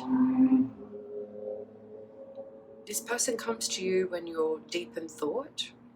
So this person looks for people who are curious, people who know how to use their intuition and implement what they know. This person has also gone through a lack of reciprocity, so they're looking for someone with security, someone with honesty, and someone who's not afraid to take action, especially with regards to what they know. Because this person's been dealing with people who have been in their ego. So there is information to come in towards a business leader,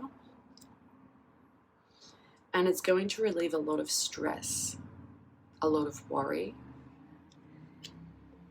and somehow, some way, it heals those pains that you experience with regards to trickery, theft, and stealing. So there's some type of revelation that happens when you and this person collide. It could be that this person is coming to fit out your shop. It could be that this person is the social worker. There is something, perhaps maybe this person enters your premises and notices something about your picture or frame. These are keys that makes you realize who this person is. So what Spirit's announcing here is that there's happy fulfillment outcomes with regards to this person in your life. It's a long-term happiness, but it's also, I'm getting here because this person is seeking someone to meet their mind. You're already operating in your mind. So this is where that energy connects. 10 of Cups, it's very happy, very strong, very emotionally fulfilling. There's also connection to the physical, emotional, and spiritual creations, especially around the home. Honeybee is significant. There's some part of this information where you're being denied all of it because there's a situation that you have to go through that requires you to learn a little bit more information for you to be ready to receive. This Queen of Wands, there's a sense that you have to be in a level of confidence to receive certain information. So this is you knowing that divine timing, that energy I'm getting. When you're ready, the universe is ready.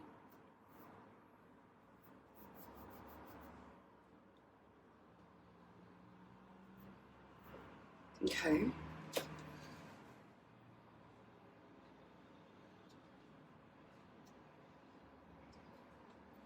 All right. Any last messages in relation to this Spirit messages? Excuse me. So what we've got here is feel the pressure. This tension building will release soon. Expect good outcomes. You're so unique. The way you are and how you are is sensational. Knowledge. A book has the answers you seek, so go find it. And you have your achievement is courageous, accepting abundance in all forms of gratitude. Okay, so when you're ready to open your knowledge, open your heart, ready to receive, this person appears. Your opportunities arise. That's beautiful. Okay, Sagittarius, let's go ahead and grab your guidance for this reading.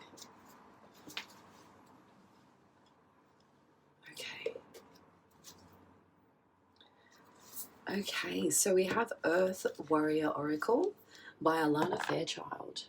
We are going to ask for one card and some guidance to you, Sagittarius, as to what you need to do to align yourself to your life purpose.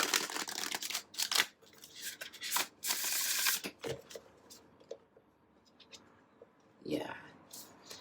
All right.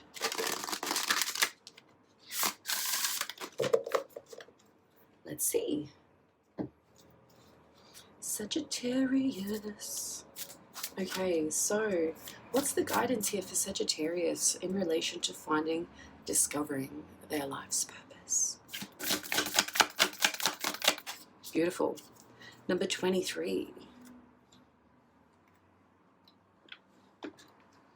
Especially coming out in the 10th house. So, remedy of grandmothers.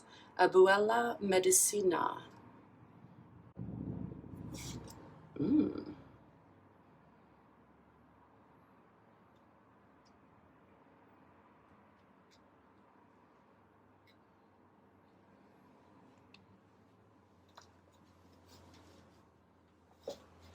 Number 23.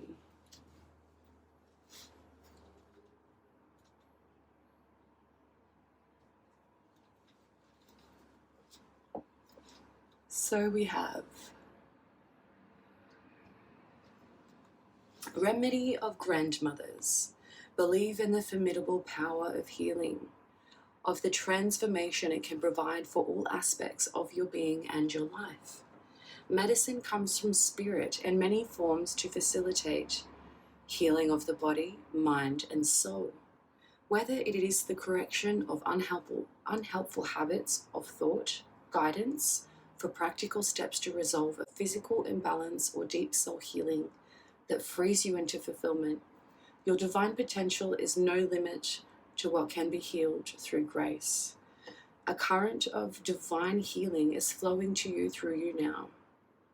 Open yourself to participate in a beautiful healing transformation. You are on a healing journey. Put your trust into the genius of spirit and the medicine of the earth, through which divine healing can express itself. As you allow your spiritual connection to guide your earthly steps with synchronicity and divine intervention, you will be supported through a healing journey that will be profound for you. And this oracle indicates a healing outcome that will enhance your soul journey. Your soul has healing gifts, and you are meant to fully participate in an exploration of healing that is of interest to you. And you are meant to understand how it is that you are a healer in your own unique way, whether that be professionally or how you are as a person in the world more generally, as a part of life in its journey. Have you been the warrior, carrying on all the regards and regardless of deep wounds that make your life feel and work in the world more difficult? Whether the wound is one of the mind or body, it is time to allow for healing. Through a healing journey, you become free to proceed with your life's work more easily, effectively, and joyfully.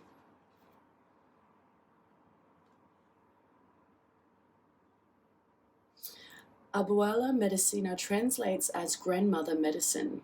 The term usually refers to the use of plants as spiritual aids in shamanic disciplines, such as those practiced by the indigenous people of the Amazon. Such medicines promote healing of the mind and the body. However, the oracle speaks of a broader interpretation. It indicates a time when your earthly steps will be supported and guided by Mother Earth for deep healing and powerful awakening. Excuse me, sorry. Heaven and earth are intersecting. And when that happens, the practice of physical world medicine can become a channel for blessings. This divine integration of heaven and earth will transform the way you see and experience the physical world. It will provide you with a feeling that there is harmony between the celestial and the earthly, and a sense of masculine and feminine energies working together for the same purpose.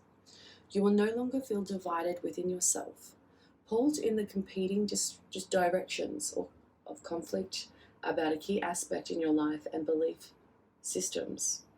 This is healing, all things coming together in a right order, working with rather than against each other for a loving higher purpose. Whether you are a healer, the patient, or both, commencing a healing journey requires a period of purification, a cleansing that will support the release of toxins from the body, mind, and soul, so the vitality, well-being, and divine beauty can manifest unimpeded. The basis of all genuine healing is a shift in consciousness so powerful that it alters not only the mind, but eventually soul and physiology as well. If one attempts to shift consciousness without adequate preparation, the process can be destabilizing, generating unnecessary disorder and confusion. Even when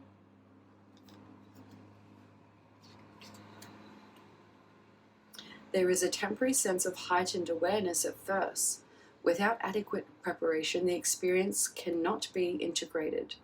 It may result in feeling worse rather than better, and without long-term change, you are yet called at a soul level to enter a healing journey, so you can now avoid the pitfalls and open your life to more blessings. Becoming ready for the medicine also means preparing for the cure. This can be done by approaching the power of the earth with due respect. It is not about trying to force a desired outcome, but cleansing and opening the self to the gifts of the Mother Earth and the divine. It is not about controlling the healing flow, but of readying oneself so it can be received.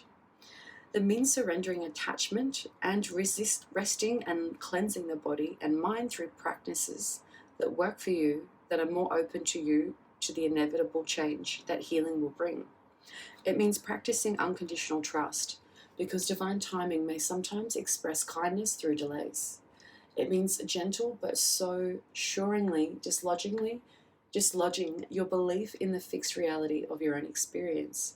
Even if an issue has been presented for decades, so that you are, and feeling at a loss, limber, you're ready to be reformed.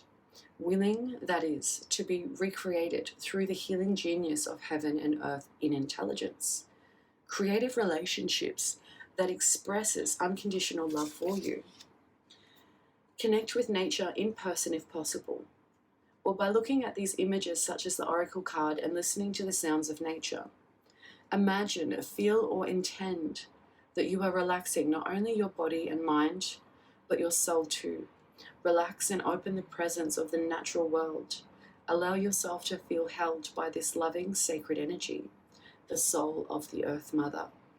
When you are ready, say the following invocation aloud if possible. The divine healing presence is now created through the loving union of the Earth Mother and Father Spirit. I surrender into medicinal alchemy of divine love at work within all facets of my being, so that any and all issues of my body, mind, and soul that can benefit from healing are now blessed for recovery. Through the grace of divine timing and the compassion for our universal grandmother healer, I ask to be shown clear steps for my healing journey, so that I may experience genuine benefits and outcomes, so that become a channel for authentic healing in the world. So be it. Sagittarius, relax now. You have completed your healing process as you discover your life's purpose. Sagittarius, thank you so much for continuing throughout this reading until the end. If any of these messages resonated, give me a thumbs up, subscribe, and share the love. So Sagittarius, you are blessed, of course, and protected. Know that any negative energy will be sent and returned back to the sender, with love to all and harm to none. So Sagittarius, thank you so much for your beautiful energy and allowing me to read back to you. I shall see you in the next reading, but until then, take care, subscribe, and see you next time.